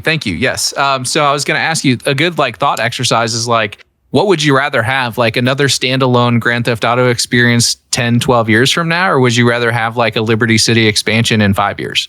You know what I mean? Like, me personally, I'm good with the expansion. Like, I think that they're developing this on, you know, the new Rage 9, whatever. It's going to hold up great. It's going to look great 10 years from now. Like, I don't need them to go and create a whole nother standalone game that takes them 10, 12 years to make. Like, go ahead and start building the Liberty City expansion and then give us some like meaningful characters. They could do it the same way that they did the original Grand Theft Auto 4 with the Ballad of Gay Tony and the Lost and Damned. You know, give us like a significant add-on. And I think that was one of the main grievances that Dan had, which is why one of the reasons that he left is how they handled he wanted to keep doing those, I think, or maybe it was the other way around. I know that he either was strongly for like those expansions from GTA 4 or strongly against. I can't remember exactly, but I know it was a point of contention between him and Sam. But yeah, I mean, they could totally do that. Just give us Liberty City, give us, you know, hell, you can recreate Los Santos if you want, you know, and let us fly over there or whatever. Let it look like the moon, you know. Right. Yeah. Exactly. And then even add like San Fierro, Las Venturas, bring it all in. And because I mean, that's been the ultimate goal for fans since the 3D era started with, you know, with all these concept maps. I remember back in like 2006, 2005, looking at all these images online of people drawing up like the project, like not Project Americas, but like the Grand Theft Auto 6 or not Grand Theft Auto 6, the Grand Theft Auto fully complete America map, and all the maps are connected together. You know, Rockstar knows this is something the community's always wanted. And I feel like they are, you know, they're very sneaky. They're cunning. They look at what other studios are doing, and then they are like, this would suit our game in this way. We're going to change it in this way. This is how that would work. With stuff like how they saw probably Bethesda doing their Creation Club stuff, and they're like, oh, they're dumb to do it this way. We could do it this way, and it would make 10 times more sense. I feel like they're a lot smarter when knowing what we, the consumers, want. And then, you know, this map expansion thing, I think, would be an excellent idea. They know people will exist in Grand Theft Auto Online forever. They're still in it right now. And then it's like, you know, as time, I mean, they abandoned Red Dead Redemption 2's online for a reason. And then they could start working on a whole new IP as their team expands. They build that out. I mean, there was talk of a medieval game. I think it got canceled. There was Agent that got canceled. But I think I'd rather see a pirate game. I'd rather see them do a pirate game because they'd do it proper. You know? Yeah. Oh my God. Like we wouldn't get this Skull and Bones nonsense. Like it'd be a good game. Can you imagine some sort of pirate game from Rockstar to where you're online, like taking over each other's ships and stuff? That'd be amazing. You could give them anything, and like they could make it work. I'm so bummed the medieval thing didn't turn out because one of my favorite video game ideas is like, what if you're like a time traveler who goes back? You have like maybe like an M4, 4 mags. That's it. And that's all you get for the entire game. If you run out of ammo, you're out. So you use it sparingly and you have to use melee weapons. And then like you have to go through it. Now, like, I'm not sure that's what Rockstar was planning to do or anything. And there's now Kingbreakers, which I don't know if that game's ever coming out, but that's exactly what I'm looking for. Basically Dynasty Warriors with modern weapons in a medieval setting. But yeah, I'm curious to see what IP, you know, they do next. Like what's the next game you think they're going to do? Do you think we're going to see a Bully 2? I don't think we're going to see another Manhunt. I just don't. So what do you think? I think if they're going to revisit an old IP, it's likely going to be something like LA Noire. If they're going to go back, we could see like an LA Noire, like more 70s, like 1970s aesthetic. I think that could be really cool. You know, it's still like pre-CCTV cameras, you know, like the whole detective like movie genre like was big in the 60s and 70s. Like they could totally do something like that and sort of just like kick the ball down the road from the 1940s and 50s, which is, you know, where the original LA Noire took place. So I would like to see something like that personally. I don't know that I would put that in front of something like a Red Dead Redemption 3. I am a huge Red Dead Redemption fan. Yep. So I would be totally fine if they just hop back and forth between those two games and never did anything else. Like I'd be totally fine with that because I love both games so much. But if they were to introduce like a new IP, I really love the idea of like a pirate game.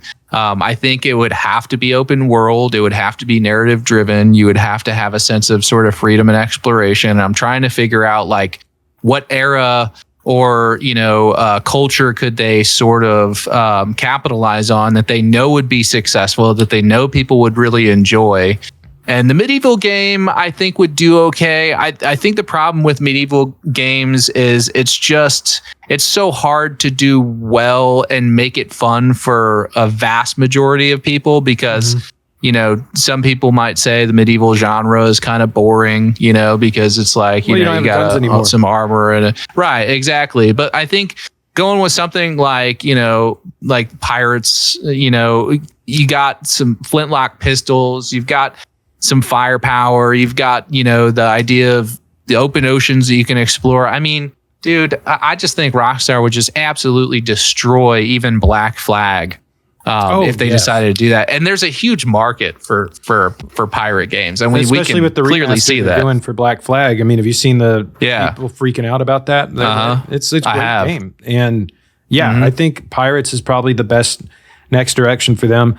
For me, I'm personally, especially after visiting Saint Denis and Red Dead Redemption 2, I'm a huge sucker for I think they could take us into the Prohibition era, and I would really like that. Now, I know it's not very popular, but I was like, you know what? If you're going to do a third Red Dead Redemption, and you probably already know that this is going to go, you got Jack, Prohibition era, let's go, and you got the very last remnants of the West there because they were there. In the beginning of the Mafia? Yeah. I mean, we got a hint of that. Like, imagine Rockstar doing a Mafia game, dude. Yeah, with Angelo Bronte or whatever. So, you go into the third one, you got Jack Marston working for the Mafia. Please, for the love of God, I would love it. I don't know why people hate it so much. I don't know either. There's a lot to do there. And I think it's because you get rid of the Wild West. And I'm like, y'all, Red Dead Redemption 1 took place in 1910. Like, you could go 10 years in the future and, have a great game and see what Jack Marston's up to. Especially, I think it's cool because they have all these Easter eggs of books written by him in Grand Theft Auto 5. So, and we know that he was wanting to be an author. He loved to read, aspire. So it'd be really interesting. Maybe give it a happy ending. Maybe he gets out of the life. Maybe he becomes that author. Just give him a new voice actor and a slightly better character model. Move, you damn nag. Yeah. Yeah, I know. He wasn't very, he was, growing pains, right? Wasn't he like 18 or 19? So he was in his awkward phase of life. where daddy's clothes didn't fit on him quite well, but Yeah. I mean, he put a bullet in Edgar Ross, so, he did it. That's true. But I'm super excited for the future of Rockstar Games and just seeing everything they do. And as someone who is a huge Bethesda fanboy, I'm really hoping that, I know their business structure and everything has put games in development hell. And I thought Xbox was going to be an amazing acquisition for them. But I think it's actually gone quite the opposite, because what they do now is they look at all these people who are signed up with their creation club and they're like, oh, we don't need a lot of people. We just need a strong core base who plays Fallout 76 and spends money in the creation workshop thing, which sucks because, man, if they could just get the juice back, I think that could be something. But maybe they're going the way of the dodo. Elder Scrolls 6. Well, I think Bethesda, I think they got too big too fast. And, Todd Howard took less of a creative role and more of like a business management role. Exactly. And that's a problem. Like, Bethesda's like lifeblood is Todd Howard's creative direction. And the further he gets away from that, the more the games are going to suffer for it. So, all memes about Todd Howard aside, like, the man is a genius. I mean, let's be real. So, I think that if he got more involved and they moved away from this, and people are going to hate me for saying this, but like, let's get away from Fallout for a little bit. Like, we've done good on Fallout. We got all the Fallout games, Fallout 4, Fallout 76, the new show and all that stuff. And I get that they really love their Fallout, but like, we really need to dive deep into Elder Scrolls and, give us like the next best Skyrim game, or like take us somewhere new even, give us like what Starfield was supposed to be, So I don't know. I feel like I said, if Todd Howard gets more involved in the creative process, I think they'll be okay. And I think they're going to be okay anyway. They're not Ubisoft. Ubisoft is probably going the way of the dodo. Yeah. Yes. I think this Black Flag is like a desperate, cling to life. They're reaching up from the grave and like, please hold on. Now with 50% less map markers. Dude, it's insane. But I don't know what the hell was wrong with them. It's like they got lazy. It's like you can't get lazy. Rockstar never got lazy. They've always been innovative. And I feel like Bethesda's been innovative. They just haven't had the inner workings to pull it off. I think Starfield was a very grand, crazy, like they worked with another team to get the gunplay right. And they did a good job with the gunplay, but it was too ambitious for the team. And you're right. The further that Todd moves away from the creative direction, the more the games suffer. And, you know, and I think they're kind of doing like a soft letdown with Starfield. And they're like, hey, this isn't Starfield 2.0. We got your free lanes update. Now we're going to give you, we'll give it updates. You know, we don't want to piss anyone off because we've had a lot of bad press. So we're going to just kind of do a soft taper down. We've got our core audience who likes it. We're going to make our money off that. And then please, for the love of God, Elder Scrolls 6 has got to deliver. And I think, you know, it's not going to be crazy if E3 is gone. Damn. You know, but at their whatever convention that they're at where they introduced the game, you know, how like they whipped out base building and Fallout 4 and it was huge. I think what we're going to see for the next Elder Scrolls 2, and I know we're talking Grand Theft Auto, but I can't help it, is pitched battles. I think that's going to be the thing he ends it on, is Todd being like, in this time, you know, you can take up arms against things, and there's going to be like big battles and stuff like that. I think that there's always a toy. That's what I'll say. There's always a new toy that Todd introduces in these new titles that make us like, what? And in Starfield, that was shipbuilding. Which is in itself, I've spent hundreds of hours doing. It is so much fun. And then you start playing the game and then you're like, the writing is lackluster. You're like, damn it. You know, so I didn't hate Starfield. Like when Starfield came out, I was one of those people that was like, I don't get why everybody's like slamming on this game. It's a good game. I enjoyed it. And I think I took like 2 days off of work and my wife happened to be out of town at the time. So I had the whole house to myself. I literally like lived at my desk and just sat there and just played that game from start to finish all the way through in like 2 or 3 days. I was alone during that time and I didn't beat it, but I put 100 hours into it. And I tell Willow this, I call the game space capitalism because every time I play it, I'm like, okay, I'm going to play the story, but first I got to set up a business. And with my mods, I have like this fuel business that funds my giant M-class ship with everyone who's got assignments and stuff. And there's a bar and I could sit down and talk. It's so immersive.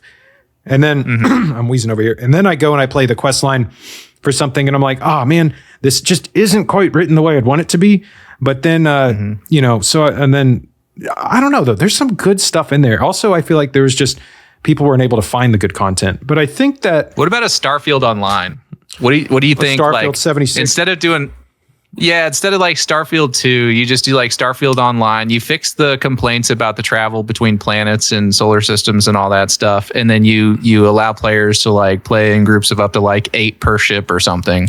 That would be incredible. I think that. You basically have Sea of Thieves, but in space. Right?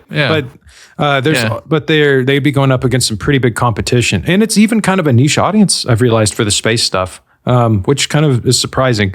I feel like with space people like their Space Marines and shooting, and they like their grimdark Warhammer 40K, you know, all that kind of stuff. But the second you start doing spaceships and all that, unless it's Star Wars, people kind of fizzle out. So, or you know, something else like Star Wars Outlaws. That's easy fix. Just give us lightsabers in Starfield. Exactly. Problem solved. and then people. And there's such good lore there. And I know this is not a Starfield episode. Damn it. But I've just been playing it a lot lately. So I told the fan base I was going to be beating Grand Theft Auto 5. So I have it on the ROG Ally X and I've been going through it. I got to the part that I always get to where I just get bored, which is like the second or third heist. And then I'm like, okay, let's go do something else. And then I've just been playing Starfield. So, but you know, I don't know. Well, you're invested. You probably have like 300 gigs worth of mods installed on that thing. Dude, it's insane. New Vegas too, man. Just out. Yeah. I don't know. It sucks too because I'm like, these games, if they had the Rockstar treatment, and they get the Rockstar, you get a janky Rockstar treatment if you add 300 mods and the game doesn't crash and everything works great. You get something that is truly incredible. And it's like, you can feel Todd Howard's voice in your ears whispering, it just works, because it does when it just works. But frankly, you know, I think it's time to give Fallout away, which he's not going to do, but I think it's time to give it to like Larian. Bring it back. It makes too much money for them to walk away from, which is why they're not going to do it. But I wish they would. Dude, if Larian got their hands on Fallout and you got your OG Fallout 1 and 2 experience all over again, but with them handling it, it would just be absolutely insane. Maybe we'll get some weird game in the future where Grand Theft Auto is handed to Larian and it's a turn-based strategy game or something like that. And it's like, oh my God. Just kidding. But I don't know, man. Don't wish that evil on me, Ricky Bobby. No, right. But it's crazy to see, all these new up and comers. It's very inspiring to me. I know there's a lot of nihilism right now around the video game industry, but I'm like, y'all, if you're a teenager, if you're in your early 20s, there was a time where, the Spider-Man 1 movie game was the banger, where Agent Under Fire, 007 Agent Under Fire was the banger. These games were much simpler. Back. And for guys like us who've grown up with this kind of stuff, who've grown up starting with Nintendo and seeing it go from where it is to where it is now, yeah, there's a lot of slop out there, but y'all, there's so many gems. Have y'all played Firewatch? It's a freaking... I have, yeah. Dude, it's a work of art. Games now are becoming art. They always have been, but now they're really exploring that realm. Games like the Stanley Parable. Have you tried that? No, I haven't. Dude, I don't know what that one is. You should live stream the Stanley Parable with your base and see. And you're gonna have a good time. It's hysterical. Okay. You're never gonna beat it. It takes 10 years to actually beat the game. Really? An actual 10 years. If you want all the achievements. So yeah, because one achievement is not playing the game for 10 years and then booting it back up. So oh my gosh. Yeah, it's crazy like that. But yeah, go check that out. But I say all this and I get on this tangent with all these other games to say that I feel like at the center of all this, the core, is Rockstar Games moving the industry forward. We've got, stuff like NVIDIA and stuff on the outside, working on graphic stuff. And I know there's pushback with the NVIDIA DLSS, and I defended it as best as I could in my video that nobody watched. But as we move forward, we're going to see a whole new generation of games. We're at the end point. This chapter is closing. And we've kind of, Sav and I know, we've gone, and if you're our age, you know this too, or even older. There's been seasons of how games feel and what they do. I think you very much remember what the Zoomers call the piss filter. There's that whole part of games where things were gritty and they were going for realism and everything was a cover shooter. Then we went to, everything had to be an open world game. And, then that's when Ubisoft... Then the Battle Royale phase. Yeah, then the Battle Royale phase. The extraction shooter phase. And now in the extraction shooter phase. And then through all of this too, through this, there's also been this massive indie renaissance with all of these beautiful, wonderful games. So to all those people out there that are saying AAA games are currently slop, go and check out all the indie games. I'm telling y'all, there's some of the best experiences you're ever going to have. Like The Forest, I think initially was an indie game. I think Firewatch, games like that. Sons of the Forest is really good. Sons of the Forest is a good time. Not, in my opinion, not as good as the first, but it's still great. It's still a good time, especially with friends. Subnautica, good God, Subnautica is incredible. Well, we got the Subnautica 2 coming out here in a few days, don't we? Do we? Is it a few days? Yeah, I think so. I think the 12th. All right. Well, I'm sorry, guys. I think we're going to be doing Subnautica stuff. I don't know, but here, let me see. Do we have Subnautica 2 coming out soon? I'm looking it up on Steam. Subnautica 2 on wish list, May 14th. No way. Yeah. Yes, sir. There's been a lot of negativity in my life, but now a bunch of positivity. So I just want to tell all y'all, if I go missing and I leave y'all again, it's Subnautica 2. No, I'm just kidding. But this, more than ever, we've kind of hit a point where we have this huge indie renaissance of games. We're starting to see games get much more cinematic and honed in and really hit those graphical fidelity elements. And it feels like that there's kind of a ceiling to where maybe we can't get past that because we're doing too much. Games take so much longer to make. And now we have this new thing of AI, which, love it or hate it, is going to play a huge role in games in the future, making development cycles faster. People are going to lose their jobs. New jobs are going to be created as well. But also kicking all of this off is a game like Grand Theft Auto 6 and something that will have staying power and exist as an ecosystem, as an MMO and a massive single player experience like nothing you've ever seen before. It's going to be Grand Theft Auto World of Warcraft. And I'm curious to see how that affects other games who try to copy this model, because imagining Ubisoft trying to copy something like this, that game design philosophy is laughable. It won't work. It wouldn't work. Yeah. And I'm curious how Bethesda is going to do stuff like that. I'm curious how CD Projekt Red is. I think they're going to be very much improving on their cinematic gameplay and stuff moving forward. But we're entering the next phase. I think Rockstar is pretty safe where they're at. I don't think anybody has. I can't think of a single studio that I feel like, man, if you gave them either the resources or the money, that they could do it. You know what I mean? Like, Rockstar is kind of alone in that. Like, they have the team, and they have the resources, and they have the money to create this. I can't think of anybody else that could do that. Unless they had all of the above, and there isn't anybody that can spend $2-3 billion making a game. Like, there's just not, no. Other than Rockstar and Take-Two Interactive. So I don't know. I think they're pretty safe in that. They've been safe in that for a long time. Rockstar's not worried about anybody else. That's why they don't talk to us. Exactly. That's why they don't say anything. Everyone's like, "Oh, it's gonna be like you'll buy it when it comes out." Yeah. Oh, it's gonna be woke. It's gonna be dumb. I'm buying a PS5 for it. I bought Matthew one first. Which I'm sorry it couldn't have been a PS5 Pro, bro, but I'm saving. So, and to all my channel memberships, you guys, the money that you guys spent, I know I lost a couple of y'all when I went silent, and that's totally fine. And I think I said it was $5, but it was set to $7, so sorry about that. But I'm going to be using that money to get a PS5 Pro, get the capture card. I got the capture card, and I'm going to be using that to capture footage. And I am going to buy the PC version. I'm going to buy the enhanced double deluxe plus version. I'm just going to do it because even a game like Grand Theft Auto 5, which I wasn't a huge fan of, I knew that there's great content there, and I wanted so desperately to get into it.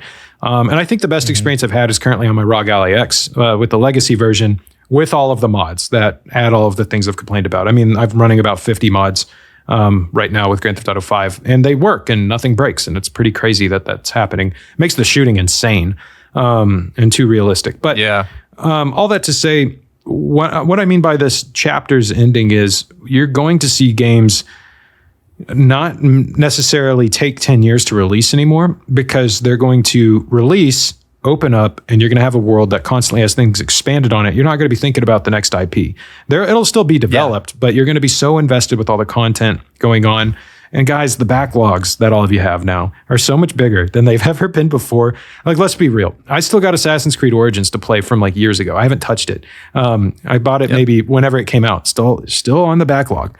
I'm sure you have the same Sav. I'm a sucker when the sales come up on Steam. Oh yeah. So yeah, I have games that I've bought on Steam with every intention of playing and just haven't gotten around to yet. And if you don't have a backlog now, just wait till, December, January. I promise you will. Because you're going to be so wrapped up in GTA, you're not going to play anything else for probably 6 months to a year. And then you're going to have like a whole host of games you can go back and play with. Something I do is, and I think everyone should kind of do this, is take all those games, take every game you haven't played in your Steam library and put them in a playlist called New Experiences. That's what I do. That way, it sounds sexy. And every time you open up Steam, you're like, ooh, New Experiences, free. I never bought it. It's just here. And I find myself playing a bunch of older games. And, treat it like books. I read a lot of, I read books. I don't read a lot. I read maybe like 10 or 15 a year. But like, when I'm reading a book, it's more than me. I used to be like, no matter what, I have to get through this book. I don't like this book. I have to get through it. I don't do that anymore. Now I'm like, if I don't like it, DNF, do not finish, and just get rid of it. It's okay. And do the same with games. Have fun. Let's stop this nihilism. I know that gaming companies have constantly let us down, but y'all, it's been like the same few gaming companies, not gonna lie, like EA, mainly. So I'm saying, like, look at all these indie devs and everything. Have fun. Look at all that kind of stuff in your anticipation for Grand Theft Auto 6. And for anyone who's like cautious about it, I just think, I know you must be young, because if you're an older guy like us, which I hate to say we're older, but it is what it is. It's the truth, brother. If there's any game company that you can pre-order from and fanboy about, it's Rockstar. Like, there's really, I honestly understand being apprehensive of any other company except for Rockstar, because they're going to deliver. They're going to deliver the goods, whether you like the game or not. It's going to be a magnum opus of gaming and something that people are going to be learning from for years. So I know we've been going kind of long. Normally what I like to do when I finish the podcast episodes is I move into the questions section. and I answer people's questions, but it ends up taking like 40 minutes to an hour. So, I'm probably going to save the questions unless that's something you'd be interested in doing. And maybe if that's up to you, man. Okay. Well, tell you what, how about we just answer a few? Okay. Yeah, that sounds good. And then would you be interested in coming back on? Because that's something we could do. For sure, dude. Yeah. Okay. Awesome. Why don't we just start a podcast? We do this weekly. If it's my schedule, it just depends. But yeah, I mean, I've got Discord set to actually open now, so I can respond to GTA Infinity and Bav because they're incredible guys who wait 2 months for me to respond because I'm a prick. But I'm trying to be on there more, be more active, especially with this new website. Which you guys seriously, please go check out Sav's website. And Sav, while I'm pulling up these questions, man, go ahead and tell them what that link is again. Yeah, so it's www.sixhubhq.com, and it's less my website, more of a community site thing. Like originally it started out as like, kind of like an extension of my community, but it's gone way past that now. So like it's open to everybody. It's for all of us creators, all of us gamers, all of us GTA fanboys out there, fangirls. It's for everybody, and it's got a lot of cool stuff on it right now. I mean, you can go and check out the frame analyzer tool. Highly recommend that. That is such a cool feature. But if you want to jump into the forum and get more active in that, you're welcome to as well. And we're going to be rolling out more stuff soon. So we finally just kind of got it to the point where we felt comfortable putting out the 2.0 version. So that's where we're at, but we are already working on 2.1. We've already got plans for 2.2 and 2.3. So like, there's a lot of stuff that's going to be coming. So this site will continuously evolve over the next 7 months and beyond. So, but yeah, it's www.sixhubhq.com. Awesome. Okay. Well, let's close with 3 questions and tell you what. Now I know these questions are directed at me, but Sav's going to be answering them because I feel like Sav is a little bit more equipped to be answering this kind of stuff. I don't know about that. Let's see. So this comes from, I always mispronounce everyone's names. Hain Aaron 32946. Question, kind of 2 actually, but do you think our online character will be mute again? Or how would you feel if we did get voices for online? And do you hope they keep the car control in the air? I'm not certain what he means by that, but let's start with that mute protagonist. Oh, I know. Yeah. So he's talking about like the midair control of the vehicle, like instead of, right. Just like reacting to, instead of physics, just like the arcadey sort of, land the car on all 4 tires after driving off of a mountain kind of thing. But yeah, so starting off with the first, you said it was Hain? Hain? Yes. What's the name? HAIN AARON 32946. Okay. So those are both fantastic questions, and I've talked about the this specific issue as far as like the characters, our online characters being mute. That is like one of my biggest complaints about online. It is so annoying. Like, you get into a mission or whatever, and you got Lester who talks way too much, by the way, and then you have your characters that walk in, they're all just like kind of like nodding and doing this sort of like stuff that that's obnoxious to me. I understand why they did it that way. Very obnoxious, but I mean. Game. Yeah, exactly. I mean, they've got the resources. And if there was a single argument to be made for AI anything in GTA 6, it would be to like give us some AI generated voices. Like they could sort of curate it and make sure that it was following a script. But like, that's a way to get around hiring like a ton of different voice actors. I feel like the AI voice is good enough now, especially with Rockstar's resources, to give us some voices, give our characters some voices. Look what Saints Row 2 did. Some dude. Yeah. Well, what did Saints Row 2 do? You could choose your voice, female or male. I think there was like 3 types, and then you could choose the pitch. Oh, yeah. I'm sorry. I thought you were talking about like AI for a second. I'm like, did I miss something? No. But yeah, no, like you could have a guy like sitting in a back office somewhere, and his whole job is just like writing the lines for the AI generated voice system. And then like, it would be easy enough just to like, you could choose like maybe 6 different male voices and 6 different female voices, and then give us like, I don't know, like 30 degrees worth of pitch control up or down for each one. And then you could have like a really sort of like unique feel for your character. And you could even maybe do accents, give us, I know Bav would want his to be an Aussie, and you've got a lot of European UK guys that would, want to have like accents too. So, I mean, I think that would be easy enough to do. I think they should, even if they don't involve AI in that whatsoever. I think our online characters need to have some kind of voice, even if it's just like a grunt. You know what I mean? Like, they should not be mute. I mean, that's ridiculous. Because I understand people, they might have been looking also at the backlash from Fallout 4 coming out, and people are like, oh no, a voice protagonist, it ruins it. But the problem is you're stuck with a very vanilla voice. If you have any sort of a player agency, any sort of control in choosing what your voice sounds like, then it feels like yours, and you're okay with it. And not only that, but you connect with your character more. And I hope, 100%. I do think we're going to have mid-air control with our cars again, but I hope not. Oh yeah. Yeah. So to give you my 2 cents on that, like, I think a little bit of mid-air control is okay. But I don't think we should be able to do barrel rolls, off of a 20-foot jump. Or when a car flips, being able to just flip it back over, just from. And I even made the argument, like, if they wanted to go more immersive with the car physics like that, like if your car flips over, there could be a mechanic where instead of your car just like burning up and exploding because it flips over, maybe you have to get out of the car and there's a button where you could walk up to the car and like it rocks it back and forth and then pushes the car back over. Like that's doable, I think, or they could come up with some sort of way around that other than just like slowly rolling the car back over. Maybe it's tied to your strength position, your strength stat, from working out. That's now we're cooking. That's a good idea. That would be fun. Yeah, it would give you a reason to work on something like that and go work out so you can flip your car back over. Imagine you're in a shootout and you got tracers and stuff going over your head and you're like, pushing the car, and Lucia's like, come on, Jason, come on. And it's all just happening organically in the game. And you feel like you just played a movie. So yeah. She's covering you while you flip the car back over. Let's go, dude. I'm all about it. All right. So second question, we've got Not Carter 1. Question: do you think we will have pets like dogs or cats that we can buy and follow us and even follow commands and be able to take care of throughout the game? Were we talking story mode or online? I guess he's talking about story mode. Let's think both. What do you think? Okay. So story mode, I think they're probably going, we could see the snake in Jason's house, which I think is a rainbow boa, if I'm correct. I could be wrong about that. It could be some made up thing that they put in the game, but it looks like a rainbow boa. But as far as like dogs and cats and stuff like that, I can see them doing something like that in online.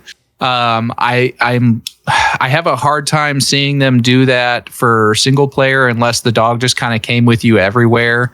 Because with them being on the run, it's kind of hard to, like have a dog in tow or something. I don't know.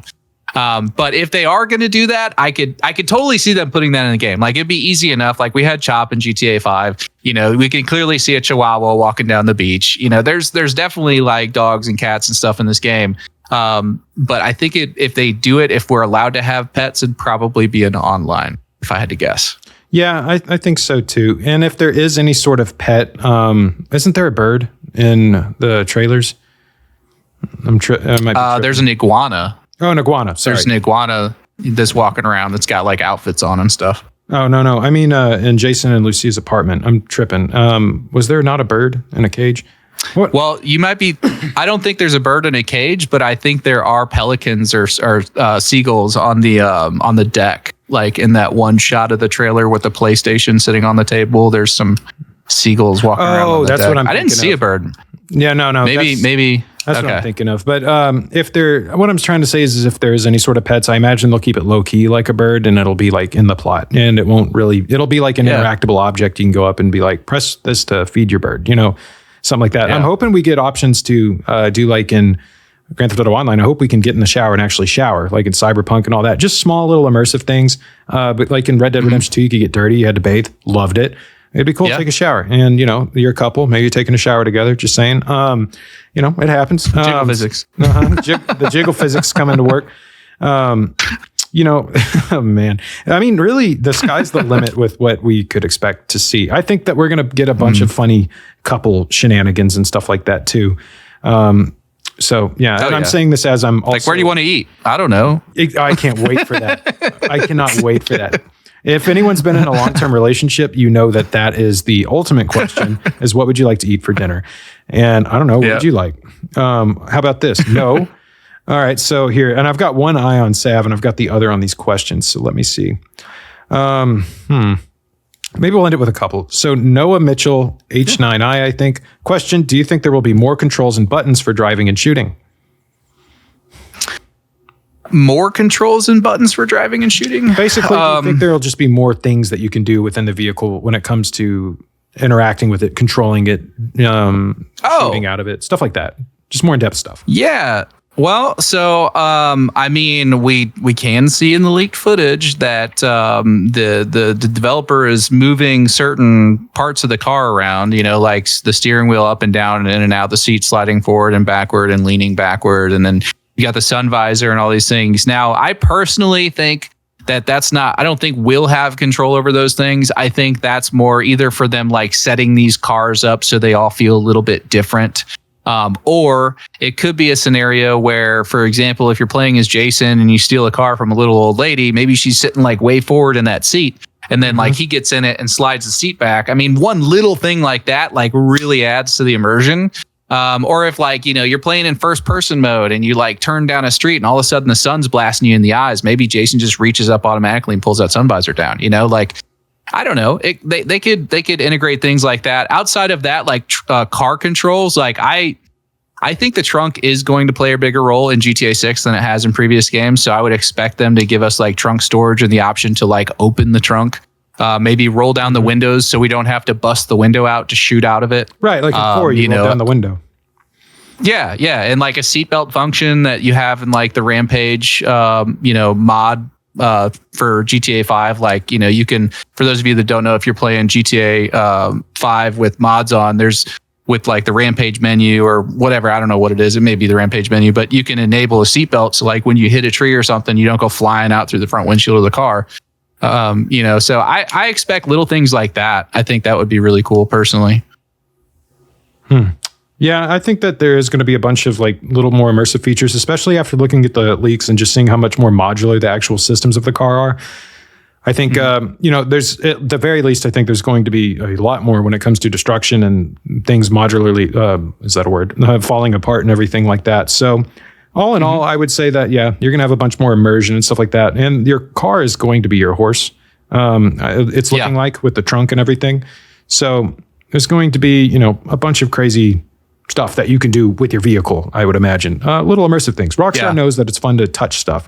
And 5 even, you could sit down, smoke, drink, watch TV. The way they did it made it feel very immersive. And then in online, they added the shower stuff. They know it's fun to exist in the world in between things because it gives contrast between, the highs and the lows. RDR2 did it perfectly. You had your, chill time, you had your fun times, Lenny, and then all of a sudden you're in a massive shootout and it feels like it has huge narrative weight because it's not happening 24/7. And the people feel so real in the world to where it feels like, damn, that was a person I just shot. Which I love stuff like that. So let's see. We have, what is this? Unknown Hybrid 4496. Attention, Andy, you have so many comments. Haha, I just don't want to get lost in them. Just letting you know, check your email I sent you to. This includes a bunch of undiscussed confirmed. Okay, I'll check that out, bro. I'm sorry. I thought we were going into a question.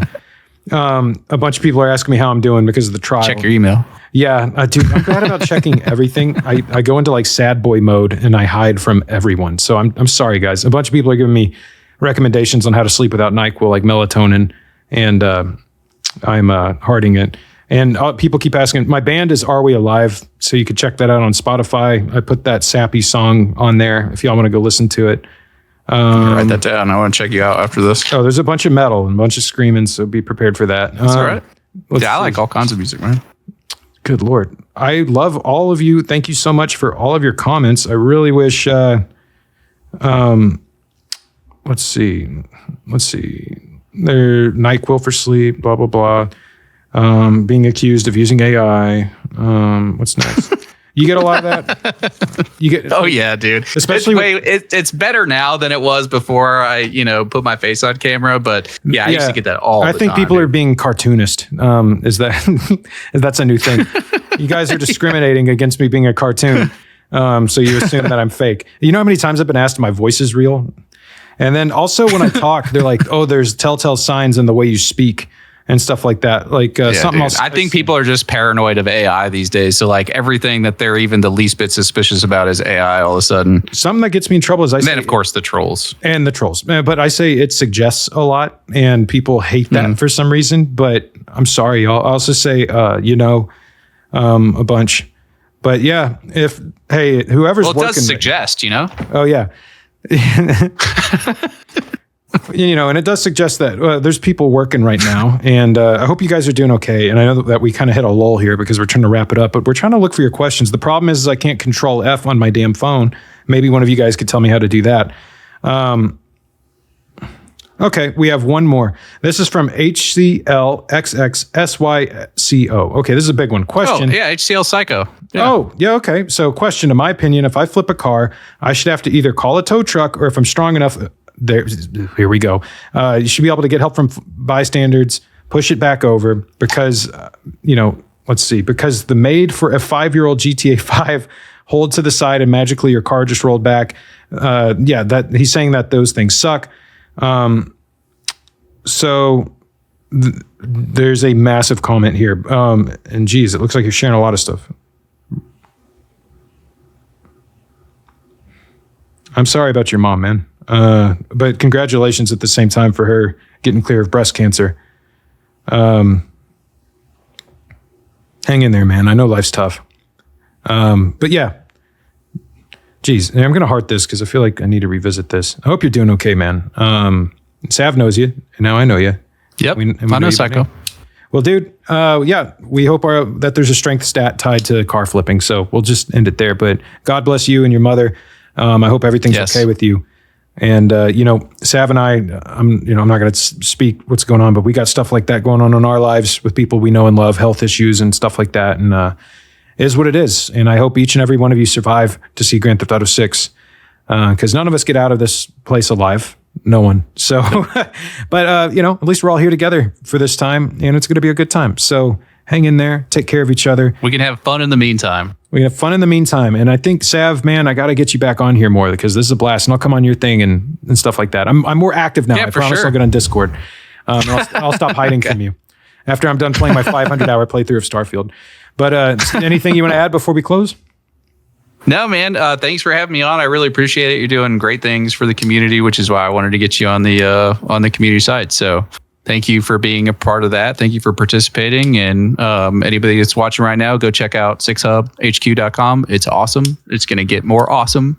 And we're going to do more collaborations and stuff, and it'll all be on there too. So, well, a lot of people listen while they're working. That's like a big thing with this podcast. So you got anything you want to tell them about getting through their shift? No, just keep your head down and finish your shift and then get home. Then you can do whatever the hell you want to do. Yeah, and then watch more of our videos. Yep. While playing Grand Theft Auto. Well, all right, guys. Thank you all so much for watching. I know you guys have asked a lot of questions. Again, type question and then ask it, and I'll get to it in a future video. Sorry I didn't get to them all this time. This is the first time I've actually ever had a guest on, and I was lucky enough to have Sav on, the man, the legend himself. So in the future, hopefully I can get him back on because I think he is a great mind, very smart, very capable at answering these more complex questions where I kind of get lost in the sauce and start talking about Starfield for no reason. So anyways, I'll go ahead and pull up 2 videos here. Thank y'all so much for watching. Have a great rest of your day, night, week, year, whatever. Just stay safe out there, y'all. Much love and peace. Yeah, see you guys.